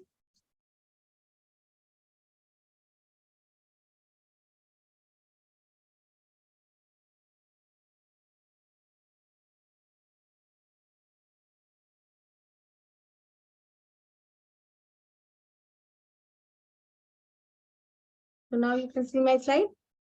I have taken. Yes, ma'am. We are Wi-Fi. able to see your slides. Okay, okay. So one conventional method I have standardized, and we have published one paper. The conventional method has one limitation, that you need a plenty of water. The yield is very less. So same technology we have adopted, the enzyme assisted technology we have adopted. Enzyme assisted means for extraction of pigment, you are applying some enzyme. So you have to see what is the cellular nature of your enzyme, cellular nature of your crop. Like for black carrot, viscozyme works very well. But for beetroot, viscozyme doesn't work. We have done work with the xylinase. So now you can take any crop which is difficult, hard, and you want to extract something in that, you can take the help of enzyme. And industry is very much proactive to take that enzyme assisted technologies. So they can do work, they can take your technology. So black carrot anthocyanin technology has already been commercialized with 3 industries, as well as patent has been filed. Now beetroot work is going on. Recently, we have published this work in some conference. Now this you can see, this is a black carrot. You can find that black carrot which is used for the kanji preparation. The color has been extracted, and you can find this is a, you can say, ये जो आप बीच में bowl है, this is, you can see my arrow also. जो arrow मैं rotate कर रही हूँ, you can see that arrow. Yes, ma'am. We are able to see Okay, that. arrow. okay, okay. So this, you can say, these are the not plum, these are the avla. These are the Indian gooseberry, and is colored by the red anthocyanin coloring. So you can see the beauty. It is a simple innovation.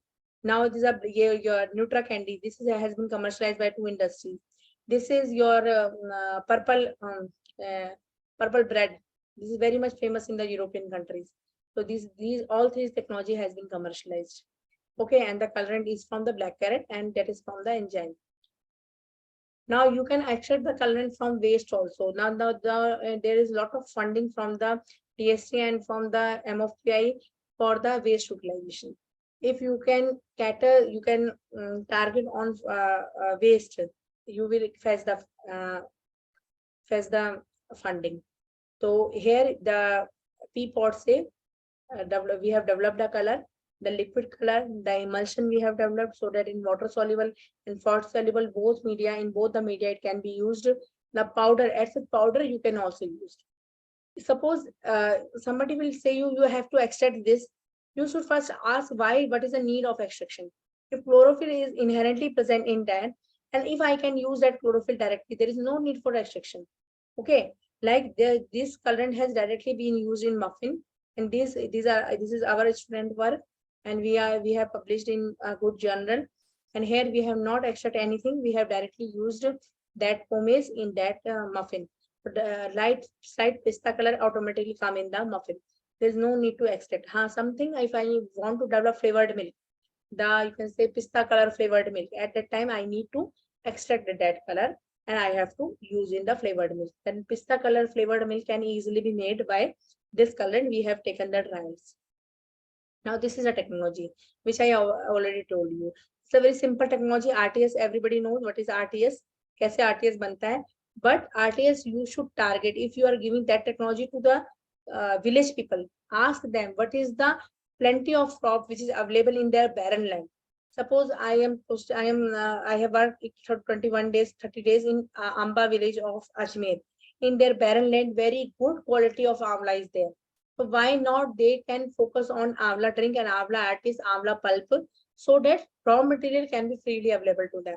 The jamun drink, the bale drink, whatsoever resources is freely available to them, for them it is innovation. So such type of technology you can develop, and you can tell them how to make this RTS, and without, you can say, with the hot filling method, without preservative, it can be stored for 1 year, and they can say, like जब भी उनके यहाँ पे मेला हो या कोई भी exhibition हो, तो they can sell their product. This is a very simple technology. With the 5 companies, we have already commercialized this technology. No very high-fi innovation is there, but your technology will be commercialized. But you have to focus on underutilized all the resources which is freely or very easily available in their barren land. For small and marginal agripreneurs, this is the very user-friendly technology. And if with the help of some NGO or with the help of some groups, you can give them some carbonated carbonation की आपको सारे facility दे दें, तो with the help of carbonation they can give you the product of the, you can से market के लिए, you can से जिसके लिए मार्केट हो, competitive product they can develop. Okay, that carbonation facility can be आज इन एनी प्रोजेक्ट. आप वो एक प्रोजेक्ट लिखिए कि आप एक extension project you are going to float this technology, we you have already taught them, but to make a market competitive product you need a carbonation facility. Definitely you will get. Okay, बस हम आपको बस project में कुछ photo लगा देनी है कि आपने ये प्रोडक्ट उनको सिखाया है और जिसे वो नॉर्मल लेवल पे, मार्केट लेवल पे सेल कर रहे हैं. लोगों ने ऐसे बहुत प्रोजेक्ट लिए हैं, जैसे हिमाचल में वी नो कि 3-4 जो विलेजेस थे, they are procuring, they are making their product for chips and french fry making for only tourist only. So with the help of some externally funded, they were able to get some nitrogen flushing machine. And nitrogen flushing machine is near about cost at that time near about 15 to 16 lakh. Now it costs around 24 to 25 lakh. And with the help of project, with the help of a single project, they get that assembly. Because initial work you have done, but sir, for some upscaling and for the well-being of the society, you are procuring that machine. Now this is the simple process for the chips making. Now you have to think where you can do the innovation.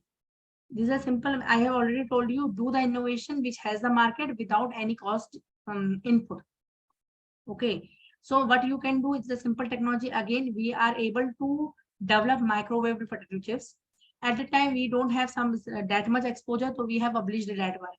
Although the McCann company has approached CPRI to give this technology, and they were able to make, they are purchasing, they want to purchase our technology also. They want to take that technology, because without the fat addition, we are able to develop microwave potato chips. And at that time, we were able to get a funding of near about 50 lakh rupees as an externally funded project.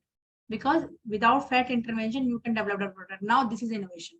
Without adding any extra drop of oil, with the help of some simple microwave, you can develop a product. But the major limitation is only domestic level, only hotel industry level you can develop, because there is no continuous microwave line still there in India. Abhi bhi India ke paas continuous microwave line nahi hai. Now there is a niche for engineering person. They can, if they can develop a continuous microwave line, so such type of product can be commercialized. Okay, so this is the innovation. Same wise, if you want to fortify the horticulture products, it is very easy to fortify that cereal and pulses based product, any bakery product, any biscuit, very easy to fortify. But how to fortify a horticulture produce? If you want to fortify with beta carotene, with zinc, with iron, so what can you do? So vacuum impregnation and edible coating. Two are the intervention by which you can adhere some and fortificant to a horticulture matrix. Only दो ही technology है. Edible coating में बहुत काम हो चुका है, तो आप ये फोर्टिफिकेशन वैक्यूम इम्प्रेग्नेशन पे जा सकते हैं. इवन कट फ्रूट में भी you are able to enhance the micronutrient. तो this work we have, this concept we have floated for CRP. CRP एक बहुत बड़ा प्लेटफॉर्म है जिसमें कंसोर्शिया रिसर्च प्रोजेक्ट मिलते हैं आपको. तो उसमें कंसोर्शिया रिसर्च प्रोजेक्ट में जिंक, आयरन और beta carotene was the target, and all cereal pulses institute were part of that, but only the potato, only the CPRA was part of it, because they were able to justify how they can fortify their potato based product, potato with the fortificant. The fortificant was fixed, but we have to tell the technology. At that time, CPRA, Potato Institute was the one who get that funding because of this concept. The concept is very much simple. Under vacuum, you are exposing your cut fruit, and when you dipped that particular material to a fortificant solution, it will automatically suck that solution. Why? Because their pore has already been vacated by the vacuum, and now that empty pore is very much you can say eager to imbibe something. So whatsoever is there, they will imbibe automatically. So within 5-10 minutes, you are going to fortify it. So with the in comparison to biofortification, it is a very quick technique. So you can do plenty of work on that. You can fortify iron in French fries. You can fortify any nutrient, any water-soluble nutrient in any matrix, any anti-browning agent in mushroom, so that mushroom doesn't get brown. This is innovation. Otherwise, mushroom में हम क्या करते हैं? उसको bleach कर देते हैं. जो market में आपको mushroom मिलता है ना, वो सब bleach से आता है. They are not going to make they are not going to purchase a grass substance, anti-browning grass substance, and they will dip and they will sell you the mushroom. No, वो सब bleach कर देते हैं. चाहे वो chlorine का बीज हो चाहे कुछ भी हो. आप क्लोरीन टेस्ट करके देख लेना, आप मार्केट से जो मशरूम आते हैं, तो such type of anti browning agent you can imbibe in mushroom, and very simple technology is there and you will get absolutely eco-friendly technology, and within 5-10 minutes your work will be done. And we have developed calcium fortified potato chips, that iron fortified your French fries, calcium and zinc fortified chips. They all are innovation. And that I think this iron fortified chips, so I think MIT has filed one patent also. That is not iron, calcium fortified chips. The concept is same. Concept यही है, but उसमें calcium fortification जब हम करते हैं तो कुछ हमारी लिमिटेशंस होती है प्रोसेस की, वो हमने कैटर की है. That's why MIT has filed that patent. Because why I'm saying हम, because that student has given in internship, that student has given by MIT University to me. So we have done work in collaboration, and at least 2-3 good first has come up with her work. Now probiotics, this work can also be done. Some fruits and vegetables which you are using as a which you are utilizing in a fresh form, like in salad, in that can you do the fortification work, can you do the probiotic work? Because that probiotic work, food technology are still you can say nascent phase in terms of probiotic product, and generally probiotic product from the dairy, but the fruits and vegetables are still, you can say, lacking. Can you fortify, can you enrich probiotic in fruits and vegetables? The crop which is used in the salad purpose, you can do that work. So you will find 2-3 good paper. This is innovation, and this work can easily be worked out with the help of some good microbiologist. Such type of team you can develop, and you can do that innovation. Now, not only the product development, the food technology is not about the product development. Some other work, some other niche you can create, like scientific methodology. This during my career, I came to know that each institute does not want that product development from you. So what you can do some other things also, like scientific methodology development. Our food technologies, our food nutritionists. I'm not saying that they, like biochemistry, they are doing work always, they are doing work in the lab like biochemistry, but the chemistry part is relatively very strong. Chemistry part हमारा लोग का strong होता है, nutrition वालों का बहुत strong होता है, फूड साइंटिस्ट का बहुत स्ट्रॉन्ग होता है. तो you can use that knowledge, okay, because biochemist को food technology point of view से या product development point of view से with methodology is important. They can not correlate, but you can correlate कि which process attributes are important to know in any technology, in any product, and any rapid methodology can be developed. This is the ELISA based kit, not kit, ELISA based plate. We have developed two technology, that phytate estimation and ascorbate estimation. Why we have focused on these two? They are antagonistic in nature. Nutritionists can know they know very better, much better, that phytate and ascorbate are antagonistic in nature. One is increasing the bioavailability, and one is binding with the micronutrient. So these two methods we have given to we have developed, and we have you can say published this work in very good journal, Food Composition and Analysis. And what we have and what is the benefit? The chemical बहुत save होता है, and दूसरा time बहुत save होता है. Why? Because in that, in triplicate 30 sample you can do at a one go. You just need a ELISA plate reader, and when you procure your spectrophotometer, you ask that ELISA plate reader must be there, so that you can develop any technology and any protocol you can develop in that, in ELISA plate. And this is innovation. Why innovation? Because you are not making solvent in 500 ml, 1 liter, 500 ml, not that. Only 10 ml, 20 ml is sufficient to do 30 sample. So this is innovation. And this technology, you can say this methodology you can publish in a very good journal, and you can sell this technology to the methodology to good labs also. Okay, but you have to validate. Firstly, you have to standardize it, and then validating. So this all work we have done, and we have developed this technology, and we have published this technology. So any technology which is any methodology which is give you the color, you can try to standardize in ELISA plate. Whether it will give you the same color and whether it will give you the same result that which you are getting in titration method, that means you can do this. Okay, so you can create niche here also to develop scientific methodology. Not only one, this 4-5 technology, 4-5 methodology is in my credit. Firstly, the color measurement technology. Otherwise, color you have measured by the Hunter's color lab, but each lab doesn't have the Hunter color lab. So we have developed a simple technology, the help of simple photograph and RGB color cube. We can quantify the RGB value of particular commodity and we can convert it into Hunter's LAB and CI LAB also. And this technology, this methodology, we are using in our lab in routine manner. And for I think 10 to 15 good research paper, it has been used. So you can do, this is innovation. Not only always product development, but with the help of some methodology also, you can do the work. And one hint I am giving you, because there is much competition in the lab. One thing you can do, suppose one idea came to you, okay, and you have not, आपका manpower नहीं है, so that you can execute that idea for 3 months, 4 months, 5 months. As well as you have hesitant to show that idea so that it can be copied. ये होता है, हर lab में होता है.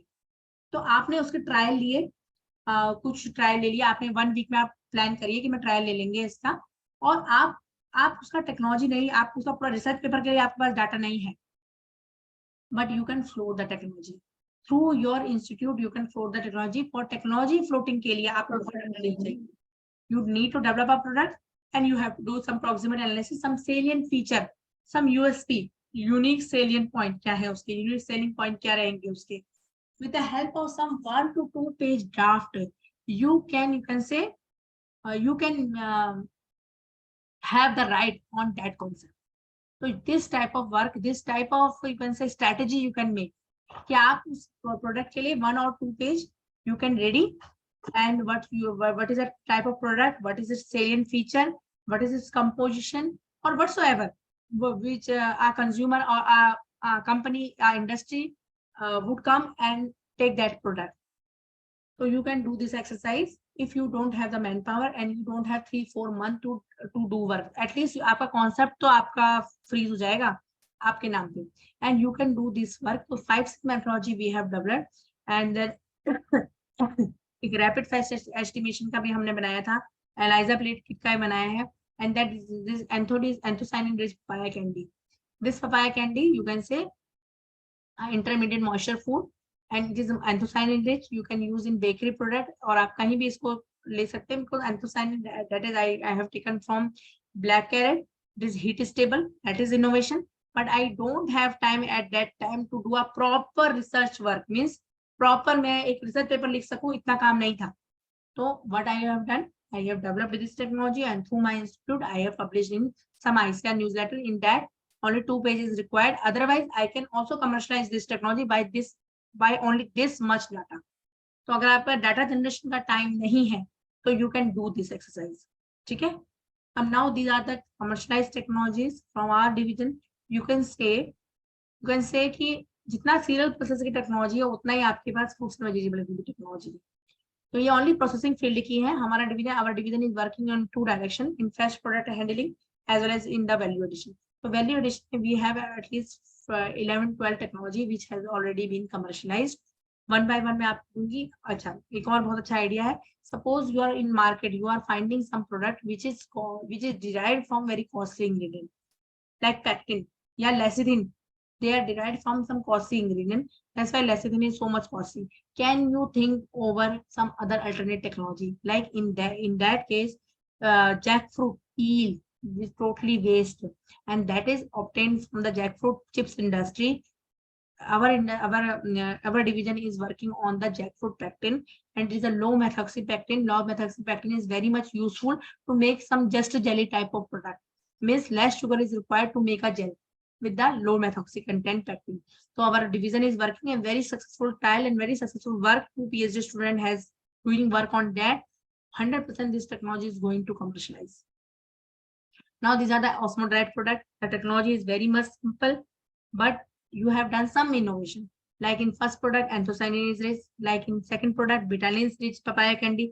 In third product, it is the, you can say, dehydrated mango slices by the osmodehydration techniques. And these are the, you can say, that I have already told you, anthocyanin rich avla. Now this is carrot shred. What is the uniqueness of this carrot shred? They are, you can say, blanched and then osmo dried.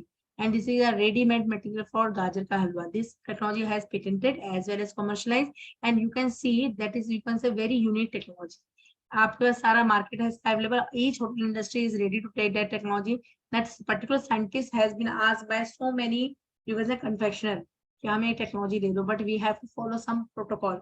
हम अपना institute के through ही commercialise कर सकते हैं, but directly that scientist was approached by so many, you can say, confectioner कि हमें technology दे दो. टेक्नोलॉजी बहुत सिंपल है, and that product you can store in your fridge, and within 1 minute you can make gajar ka halwa throughout the year. Technology is very much simple. Now the next important thing for the biocolorant, the again innovation is very much simple, because biocolorant in its native form it's very much unstable. So with the help of some co-pigment you can stabilize that. So generally we have done a detailed co-pigmentation study, not a very big innovation, but it is a we can say it has the value. The simply if you develop a papaya candy with betalains, it is not going to work in the bakery product. It will go in a frozen dessert, no doubt in that. In flavored milk, no doubt in that. But if you see in the bakery product, it will lose its color integrity. But in the co-pigmentation, you will find that with the help of co-pigmentation, you can develop, you can use that colorant in the bakery as well as the extruded product. This is innovation. A very simple thing we have done. We have taken one biocolorant and we are mixing with other biocolorant which is more stable, like blackcurrant and cyanide. It is heat stable. Betalains is not heat stable, so we have mixed them. And during mixing, we have also checked the literature. Both are the grass substances, and both, you can say, simultaneous use of both of them is permitted. ये permitted है. तो आप EU की guideline देख लीजिएगा. It is permitted to use them simultaneously. So this is innovation. Now that this type of, you can say, red velvet type of cake you can develop with the help of that stabilized beetroot pomace. Now whole tomato crush, it is also very good technology, but a very instant time it is developed by our division. At the time commercialization is not that important, so इसका commercialization नहीं हुआ. लेकिन ये technology हम लोग बहुत अपने smaller marginal entrepreneurs को सिखाते हैं. बहुत सिंपल टेक्नोलॉजी है. Whenever tomato price is very less, you have to concentrate whole tomato crush. Means you need not to remove peel, you need not to remove seed. Whole tomato crush, you have to make crush and you have to concentrate. You know, the lycopene is the only bioactive which you can say its bioavailability enhanced during heat processing. It is a very good product, and whenever the tomato price is very high, like in today's day, we can use that crush. And because what is the problem? Because when we are taking the concentrate, the puree of the paste, the main sensory limitation is हमें वो taste नहीं आता, because हमारा जो tongue है उसे tomato का peel भी चाहिए और seed का taste भी चाहिए. In that case, that tomato crush is a very good technology. Now, one important thing, the tomato salsa you are finding in the market, the red capsicum salsa developed by our division. Now, this technology has already been commercialized. The pungency which you are giving to the tomato with the you can say outsourcing or your addition of the spices, the automatically the inherent natural pungency is there in the red capsicum. This is very good technology. A very fantastic product is there, the capsicum salsa. I'm saying the same technology, the same machinery. The machinery will be same and the consumer will be same, but you are changing the resources. आपने resource change कर दिया. This is innovation. Or no need to procure red capsicum. If you are green, you have green capsicum. So if farmers will, you can say, leave that green capsicum in the plant, the green will turn into the red. ये होता है. ये जो red का जो turning है, ये एक तो red varieties होती हैं. एक दूसरा capsicum is a climatic food, वो automatically red में turn होगा if it is left in the plant itself. Okay. Now the carotenoid rich concentrate, the red capsicum आपको मैंने पहले बताया salsa. Now the colorant, same colorant which I have already talked to you in the earlier phases. तो वो colorant को हमने bread में use किया है और ये extruded snacks में use किया है. ये MOPI funded project था. Now this is another segment जहाँ पे innovation हो सकता है. Any vegetable which is difficult to cut but tasty in nature, like your ये lotus stem है, like jackfruit है. So you can do that minimal processing work in that. You will find some trays in the marketplace in which the directly chopped, washed and material is there. You can directly use that material. Now the number of nuclear family, number of the working ladies, number of the working parents is increasing day by day. Now there is a huge niche of such type of product. So, but if you can focus on the commodity which is very difficult to cut, then it is the market. Like I am giving the example, you lotus stem, and I have given you the example of jackfruit. Okay, then that pomegranate kernel. Pomegranate भी daily cut करना एक काम है, pomegranate colonel, ये pineapple slices, they can be very easily minimally processed for which market is there. Now some waste utilization की direction में भी हम हैं, the candied citrus peel, the mosmi and the kinnu. Candied citrus peel having excellent taste, you can make chips out of that, but sometime during waste utilization if you find some astringency there, do not give that concept as a whole product, you can use as an ingredient. Like citrus, हमने candied citrus peel किया, मौसमी में तो हमको success मिला, लेकिन हमें किन्नू में सक्सेस नहीं मिला, किन्नू में उतना अच्छा प्रोडक्ट नहीं बनता. तो what we have done, the same kinnow peel, candied kinnow peel we have used in muffin. Now this is very excellent product, and in this ICAR Foundation Day this technology has already is going to commercialize. ये technology हमारी commercialise हो गई है. इसमें muffin में हम लोगों ने किन्नू पील डाला है, जो किन्नू पील हमने वहां पे ट्रायल लिया, बिकॉज किन्नू पील का जब हम कैंडिड कर रहे थे तो प्रोडक्ट खाने में थोड़ा सा उतना फैसिनेट नहीं कर रहा था कि आप पूरा एक चिप्स की तरह से खा सके. मौसमी पील का हो जाता है लेकिन किन्नू का नहीं हो पाता, इनहेरेंट नेचर है उसका. What we did, we have small fragments of that we have use as tutti frutti in the candy. The colour भी आ गया और सिट्रस का फ्लेवर भी आ गया. Excellent product has made and this has been tried by many authority member of our division or the other division as well as the ICAR, and this technology has been commercialized in this ICAR Foundation. Now I have already told you, without intervention, suppose you have micro vacuum fryer in your lab or any apparatus in your lab. My vacuum fryer, the market has the Bhindi vacuum fried chips, the jackfruit vacuum fried chips, so you should target other crops. Like that pointed gourd, can you make chips out of that? Bear, so bear, pumpkin and guava mein we have proposed in MOPI project, and we got finding, not very high finding but 25 lakhs finding हमको मिली, funding मिला. उसमें हमें 16 lakhs हमने vacuum fryer लिया और हमने 3 product हमने propose किए कि कोई मार्केट में there is no product, तो can we make product out of it. तो और पंपकिन का तो हम लोगों ने पेटेंट भी फाइल कर दिया है. पंपकिन चिप्स का, they are very good in taste. Pumpkin chips का हमने कमर्शलाइजेशन के लिए इसको भेज दिया है. Now one other work also in which the food technologists can work, germplasm evolution. Germplasm evolution क्या है? That is also innovation, because हम एक एक variety पे क्यों हम you can say हम based है, because that variety is taken by the foreign industries. MNCs को लेता था, हमने भी उन्हीं variety को ले लिया और वो variety पे हमारी dependency हो गई. We have very rich germplasm. हमारे पास आप कोई भी आप कमोडिटी पे काम करें, इंडिया में बहुत रिच है germplasm. So can we do work on that aspect also? We can screen some germplasm which has the same potential which we are procuring from outside. Why we are procuring from outside when our germplasm is available is there, and then the cost will be cut, and you can suggest this finding to the industry. Like for tomato concentrate, more than 200 tomato germplasm we have evaluated, and we found that, and these many quality characteristics which is fixed for each and every commodity, that these many quality characteristics we want for tomato, for potato, for onion, for the industrial purpose, and we have screened all that genoplasm. अब मैं आपको 40 का इस example दे रही हूँ कि 40 मेरे MSc student ने किया था, otherwise more than 300 germplasm we have evaluated, and then we have compared with the commercial variety as well as the foreign trait also. San Marzano foreign trait था, Heinz की हमने 2 variety ली थी, और we have found that our 2 germplasm and as well as 1 variety, Pusa Prasanswit, is very much has a potential to replace that variety. This is also very good finding, a good innovation, because you are reducing the cost of the company to procure that material from outside, and dependency on one variety. कभी उस variety में viral attack हो गया तो industry सफर करेगी, आप उसे potential दूसरी variety बताइए. ये काम industry के साथ मिलके हो सकता है तो आपको germplasm provide कर दे. जैसे आपको मैंने बताया Punjab Ratta is already commercialise variety from PAU, Punjab Agriculture University की ये कमर्शलाइज वैरायटी है Punjab Ratta, which is used by Cremica for the product development. But why we should focus dependent on one variety only? तो हम लोगों ने पाया कि हमारे एक हमारी पूसा प्रसंस्कृत एक वैरायटी है, this is quite compatible with Punjab Ratta. तो फार्मर्स के बाद 2 ऑप्शन हो गए ना, they can cultivate Punjab Ratta also, they can cultivate Pusa Prasanskrita also, Pusa protected also, and they can sell their product if we can do that work. Because कभी होता है उसे उसका सीड नहीं मिलेगा तो फार्मर लॉस में चला जाएगा, तो आपका 2-3 पोटेंशियल वैरायटी होनी चाहिए। ये तभी आप कर सकते हैं जब आप जर्मप्लाज्म इवोल्यूशन का काम करें।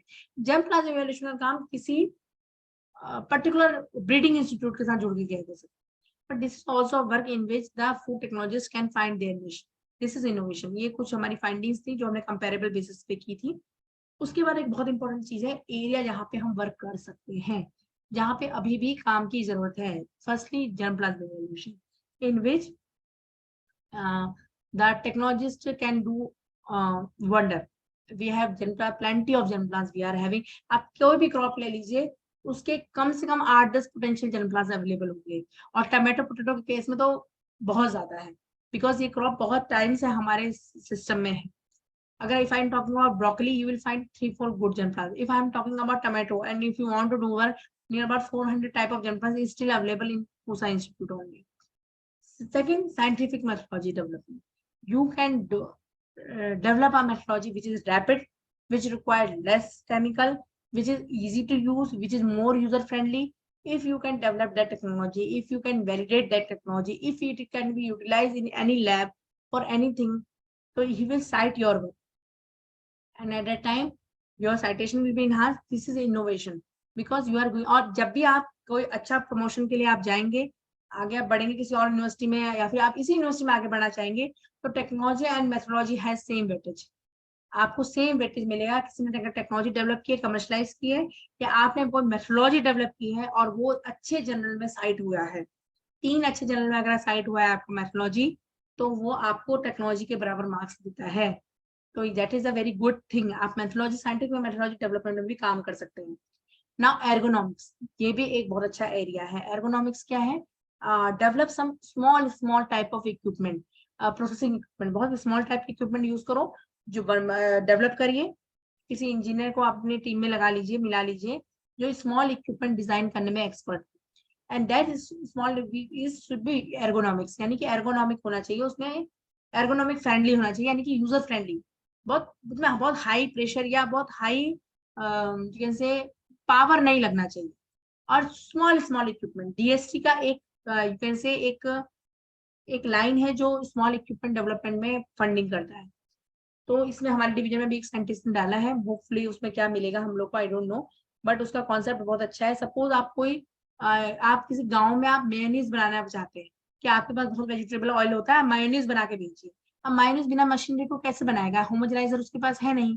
तो can we develop a small user friendly homogenizer for them? आप हम कहते हैं यहाँ पे मिल्क का प्रोडक्शन बहुत ज्यादा है, मिल्क का तो या तो आप डेयरी में फ्रेश मिल्क की तरह बेच दीजिए, या फिर मिल्क का आप प्रोडक्ट डेवलपमेंट कर लीजिए. अब मिल्क का प्रोडक्ट डेवलपमेंट करने के लिए उसे homogeniser, pasteuriser, ice cream maker, bottling machine at least चाहिए. तो can we make some small equipment for them? या तो हम परचेज करें, purchasing is again very difficult task. तो can in any project we can develop some machine. तो machine, small machinery design, ergonomically friendly machine is also a niche area for food engineers. Okay, now fresh handling ऐसा work है जिसमें हम लोग generally food technologist काम नहीं करते हैं, फूड न्यूट्रिशनिस्ट काम नहीं करते हैं, but it is also a good area to work upon. Fresh handling पे सेफ केमिकल को यूज करके हम शेल्फ लाइफ एक्सटेंड कर रहे हैं. स्ट्रॉबेरी में there is actually no need to develop a product, because strawberry has the market. तो strawberry का कुछ करके क्या मैं शेल्फ लाइफ एक्सटेंड कर सकती हूँ, whether is a packaging intervention, whether is a edible coating intervention, whether it is a washing intervention with the help of some disinfectant, okay, or pesticide residue reduction. Suppose any technology, suppose Apple है, बहुत अच्छा है, लेकिन pesticide बहुत ज्यादा problem आती है. So any washing technology I will suggest कि ऐसे आप वॉश कर लीजिए, pesticide आपका 50% 60% कम हो जाएगा. This is also an intervention, एक इनोवेशन है. आइडिया आपका है, क्रॉप आपकी है, आप किसी एग्री केमिकल्स के बंदे को जोड़िए जो कि आपको पेस्टिसाइड एनालिसिस करके बता दिए, और आप एक टेक्नोलॉजी बता दीजिए, घर में मैं ये करूंगी या ये करूंगा, तो आपका 80% कम हो जाएगा. न्यूज़पेपर आपकी टेक्नोलॉजी यूं लेगी क्या? By doing this intervention pesticide residue can be reduce. तो सेफ केमिकल्स पे काम करके, पेस्टिसाइड रेसिड्यू एनालिसिस करके, या फ्रेश हैंडलिंग में काम is also a niche area for the food technologies in which the innovation can be done with in the terms of packaging, in terms of you can say safe chemicals like that. Now packaging of indigenous product, like jalebi hai. If I want to say कि jalebi आप room temperature भी consume कर सकते हो, provided इसका crispness रहना चाहिए. There is no packaging is identified for jalebi. Yeah, there is no packaging identified for samosa, our indigenous product. We have no technology for such type of indigenous product. At least small or marginal, there are so many industry people who are working on the indigenous product, like Haldiram hai, Bikaner wala hai. They are working on the indigenous product. But still they are working on the dried product and the fried product. Because others के लिए packaging नहीं है. So can we develop such type of packaging so that product can be stored to a you can say appreciable type. Okay, now the fermented product. I have already told you fermented product is the area in which food technologists ने अभी बहुत काम नहीं किया. जितने भी product है, जितनी भी technology है, generally developed by the microbiologists. So can we do work on that fermented product? And again, I'm telling you, no need to do something out of the box. Innovation can be done within the box also. Like sauerkraut. This technology has been demonstrated by our scientists. Sauerkraut simple technology है, सबको पता है sauerkraut कैसे बनता है, but she has developed sauerkraut from red cabbage. So obviously, in comparison to green cabbage, red cabbage is more fascinating and the taste is very good because lactic fermentation is done. The technology is same, but obviously you can imagine if the purple sauerkraut is there and the green sauerkraut is there, consumer will attract towards the purple sauerkraut. And 5-star hotel industry can take this technology very easily because उनको ऐसे product चाहिए. तो innovation can be, मैंने कहा innovation आपका small intervention से भी हो सकता है, without any cost input से भी हो सकता है, and your technology के लिए, आपके innovation के लिए need not कि any MNC, any big industry will approach you. You can target farmer, you can target government, NGO, you can target small and marginal agripreneur, you can target hotel industry, you can target any, you can say that middleman program also. तो your target जो आपका purchase करेगी industry को, target may be different. Okay, so and in that case you can do innovation in foods and vegetable as well as the cereal industry. But मैंने वो innovation cater किए हैं. So practically we have done work. Our division is doing work like that. If any confusion you have or anything you want to ask for any technology, you are most welcome. By these words, my presentation is over. Thank you so much, ma'am. I think there is some question from our participants. Most of them want that, can you please kindly share the PPTs for their reference? They love their. I will give to Lakshita ma'am. She will share to you. Because she Thank has you so approached me. much. I know that link only. Most of them actually want the PPTs. I will give no issue. Thank you so much, ma'am. And we are immensely grateful for the time and effort you dedicated for us from your busy schedule. And we are so fortunate that we got the opportunity to see and experience the technological advancement in the field of nutrition as well as in the horticulture. We are truly privileged to have had the opportunity to hear from you, ma'am. Thank you so much. Thank you. Firstly, thank you to Lakshita ma'am, who has given me this opportunity. And she has assisted my schedule also, because I have very bad sore throat. She said, ma'am, if you want to deliver, I will schedule your time. I am thankful to her also. And one important thing which I have forgot to tell, that one area is also there in which the food technologies can flower processing. Okay. Flower processing is also a very good area in which that technology, you can say, it is totally untouched. In that you can intervene. आप जा सकते हैं flower processing में. It is also a very cheap source of bioactives. Okay, and you can do work. Most of the faculty, ma'am, is from which university? Ma'am, there are many universities who has joined, like the areas or the northern universities, mostly CU and SGT, Maharashtra. There are many, universities who are participating, and we have all the faculties as the participants.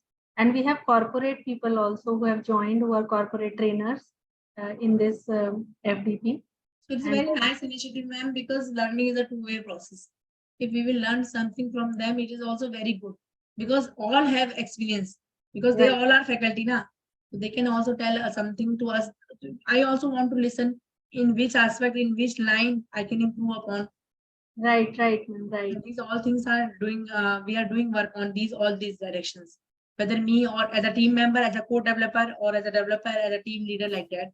but we are doing work on that direction. I have seen your work and a great presentation. I was looking at the food products that you have developed so far, and it is the chips were very interesting, microwavable chips. So it is a new technology and carrot shreds and whatnot. We got to know new products, and we are also working on food products. Yes, And now ma'am. you have suggested by using the flowers, so that is a good idea, and we can incorporate some extracts that are edible into the food products and enhance the nutritional quality. That can be done. And that is a, thank you for suggesting this area. Thank you, ma'am. I will share the slide with you, and you may please share that. Okay, ma'am. Yes, yes. Professor Sanjana, you want to say something?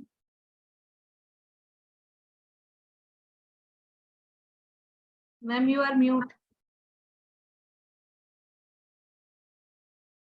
Yes, I just wanted to say that I have just heard Dr. Alka, who has given a very, very good information as far as technology enabled teaching learning in food science and nutrition is concerned. She has given excellent ideas like how to use flowers in this particular direction. So I just wanted to say that this FDP on this important topic, which is technology enabled teaching and learning in food science and nutrition, which is happening since last 4 days. And this has been a great platform for everyone to explore the potential of technologies in the in the advancing of education in the field of science and nutrition. So I think this is a very great platform which all the participants have received during all these 5 days. And as we reflect on the past few days, we all have learned virtual laboratories to data-driven research, interactive e-learning platforms, and few speakers talked about how artificial intelligence can be used, especially in food science and nutrition, and how this technology can redefine the landscape of education, specifically in food science and nutrition. So all days were excellent and also innovative practices. One of the speaker has just shared during her presentation that innovative approaches in this field, food and nutrition, they are very important, and they have demonstrated that how technology can enrich the pedagogies, improve students' engagement, and elevate the overall learning experiences. So throughout this enlightening week, I think all the participants had the privilege of engaging with all the distinguished experts, Dr. Alka Joshi, esteemed educators, passionate researchers who have enlightened all of us with their insights and experiences. So I would like to thank you all the speakers who have shared their excellent vision with us. They have devoted time with us, with all the participants, to share their excellent knowledge. The various sessions, interactive discussions have provided all of us with an invaluable methodologies and tools to embrace technologies in our day-to-day teaching learning practices. So moreover, we have also witnessed that how technology-driven research and data analytics can facilitate evidence-based decision-making and drive advancements in food science and nutrition. This is a very, very unique topic, and I think when we are using technology in this particular topic, it already enhances the beauty of the topic. So I think we, Dr. Lakshita, this is an excellent decision to take this particular topic. And as we conclude this event, so let us continue to explore, innovate, and adopt to the ever-evolving technology landscape to nurture the next generation of skilled and visionary professionals in food science and nutrition. And I extend a heartfelt gratitude to all the speakers, Dr. Lakshita and her team, for their valuable contribution for this particular FDP, and your dedication and passion. I think they have made this FDP a beautiful platform to learn. And I must thank you to Dr. Renu, who were there since morning and doing all the MC work. I think she is an excellent example who has done a great job. And so much, ma'am. thank you to everyone for being with us during this FDP. And I think this is a beautiful platform for each and every one of us. Dr. Gaurav was also with us, and he has also took lots of sessions and giving inputs in between. I was looking at that. So thank you, Dr. Gaurav Bhardwaj, for highlighting all important things, which is very, very essential to disseminate among the participants as far as this topic is concerned. So once again, I thank you, Dr. Lakshita, for organizing this FDP. Thank you so much. Thank you, ma'am. Thank you, ma'am. Thank you for giving us the opportunity to organize this. This is the teamwork, Dr. Lakshita, and I must say that teamwork always show the beautiful results. So this is all teamwork, my initiative, your initiative, Dr. Gaurav's initiative, Dr. Renu's initiative, Dr. Alka Joshi has contributed lots of input. So I think this is everybody's, and especially the participants.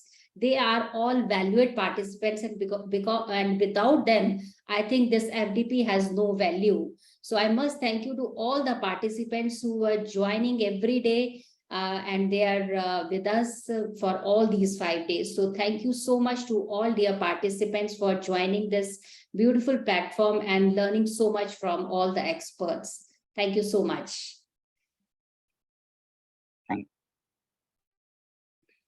Now from the part of vote of thanks, and we are very grateful for all of the participants who came, spared their time. So I feel honored and privileged to get an opportunity to propose a vote of thanks for this 5 days faculty development program on technology-enabled teaching and learning in food science and nutrition. I would like to thank all the honorable delegates who blessed us with their presence. Words are not enough to thank their constant guidance and support to shape the FDP. I, on the behalf of organizing committee, convey deep regards and hearty thanks to our founder president, Ashok K. Chauhan, sir, Honorable Chancellor, sir, Dr. Aseem Chauhan, sir, Honorable Vice Chancellor, sir, Professor P.V. Sharma, Pro Vice Chancellor, Professor Dr. Vikas Madhukar, and Program Director Dr. Sanjana Vij, Dr. Amrendra Pani, Joint Director and Director in Charge, Research Division, AIU, Association of Indian Universities. I am very much thankful to the Association of Indian Universities Committee, the invited speakers and moderators. They helped us in obtaining the necessary administrative approvals for organizing successfully this FDP for our department. So we started the first day with our guest of honor, Ms. Sandhya Pandey, who is Chief Dietitian, Medanta, the Medicity, Gurugram. And I want to thank her from my heart that she delivered a very valuable session on use of digital technology in clinical nutrition and its applicability in the hospitals. Then the whole session was enlightened with the presence of Dr. Sandhya Pandey. Then it was resumed with Dr. Vijay Kumar, and he also gave an insightful lecture on application of technology in teaching and learning processes. And Dr. Vijay also briefly and very clearly introduced the topic. And the day 2 started with the speaker, Dr. Geeta Bisla, who is Associate Professor in Banasthali University. She started with some brainstorming activities. The session was very much interesting. It was brief, but yet interesting. Her lecture was based on the nutrition skills, and she discussed about the search engines for the scientific research for Swayam courses and MOOCs. Then it was, another speaker was Dr. Deepti Verma, who imparted the information to the participants about the tools that we used for the diet planning, the digital tools. And she also gave a practical knowledge of the tools that are used for being healthy and fitness tools, and how we can be fit with the digital era. Then Dr. Harsha Agarwal spoke on a very important topic, that is the cognition and learning, like how our brain works, how psychology works, because all the learning process is through the psychology. So I would wish to thank Dr. Harsha to highlight the foster critical thinking, balance time with physical activity and technology use Then day 3 started with the session of Dr. Mehak Sharma, who discussed about the utility of various advanced statistical tools and techniques like SPSS and softwares in conducting various statistically significant research. So we thank Dr. Mehak Sharma, whose session ended, and then another session was Dr. Punita Ajmera, who again delivered very different tools and techniques of the community nutrition and public health nutrition programs, and that is currently running in our nation for enhancing the learning of the people and development of the nation also, because now we celebrate September as National Nutrition Month, and now nutrition is being given more and more emphasis to combat the diseases or to manage the diseases.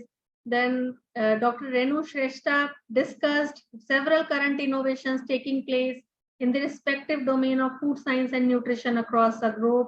So we thank Dr. Renu for her real life examples giving and citing the relevant research studies. Then we thank Dr. Soumya Gupta, who delivered very detailed speech on e-learning platforms like Swayam, Niptel, and many learning resources she discussed in her lecture, which imparted the knowledge, and also it is important for current scenario in the nation, because as we are going technology, we are technology driven now, I'll say. So it is truly commendable. Then our speaker was Dr. Shilpa Chadda Thakur. I want to thank her because she also delivered a very innovative lecture on the role of AI in clinical nutrition, and session was indeed informative, and she also talked about different AI tools which are being now developed in the nutrition field, and we were mesmerized by the presentation she gave. And then the session of Dr. Gaurav Bhardwaj today, who also took time and showed us many videos of the session, and it was also I'll say it was a very informative session for our participants, and who applauded the FDP organizing team, and wholeheartedly he delivered the lecture. So I wish to thank all the speakers, all the organizers, and foremost the participants who listened carefully, who showed their patience, and they are they have joined us since the morning till the evening, and today also in the valedictory session they have joined us. So I thank you, all of you, to make this FDP successful. Thank you so much. Thank you, Dr. Lakshita, for giving a very, very holistic overview of all the 5 days which went so smoothly. So thank you so much. And I must say that overall, these 5 days were full of information, wisdom, fresh perspectives, and cherished memories. And all these 5 days have taught each one of us as an educator, as a faculty member, so many new latest things which we have never even thought of. And we cannot deny the fact that we all are taking away fruitful experiences from this FDP. So we are very confident that the insights gained during this FDP will not only benefit us as an individual, but also contribute to the advancement to our respective fields and for the betterment of the society as a whole. So once again, we express our deepest gratitude to each and everyone who have played a major part in this FDP to make this FDP a grand success.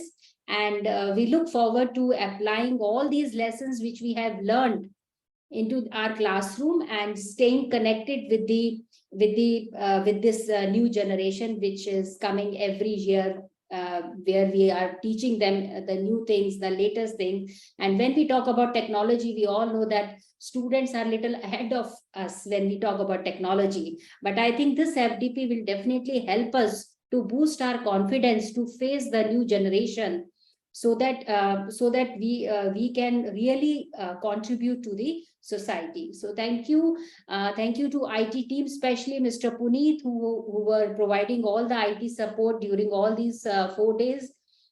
Thank you, and may we all continue to strive for excellence in our personal and professional growth. Have a wonderful day ahead. Thank you so much. Thank you. I would Also. Yes, I would like to request everyone, every participant, speakers, and dignitaries to kindly switch on your camera so that we can capture this moment. before saying adieu? Please, everyone.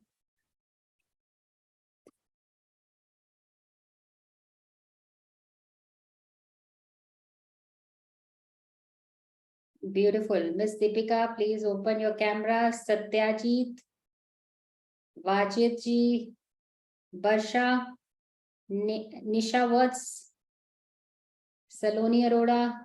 Kindly open your cameras. Aditi Sharma, Kavita Kumar, Dr. Anju Rani, Miss Parvesh, please open your cameras. धीरे धीरे खोलते हैं ये लोग cameras.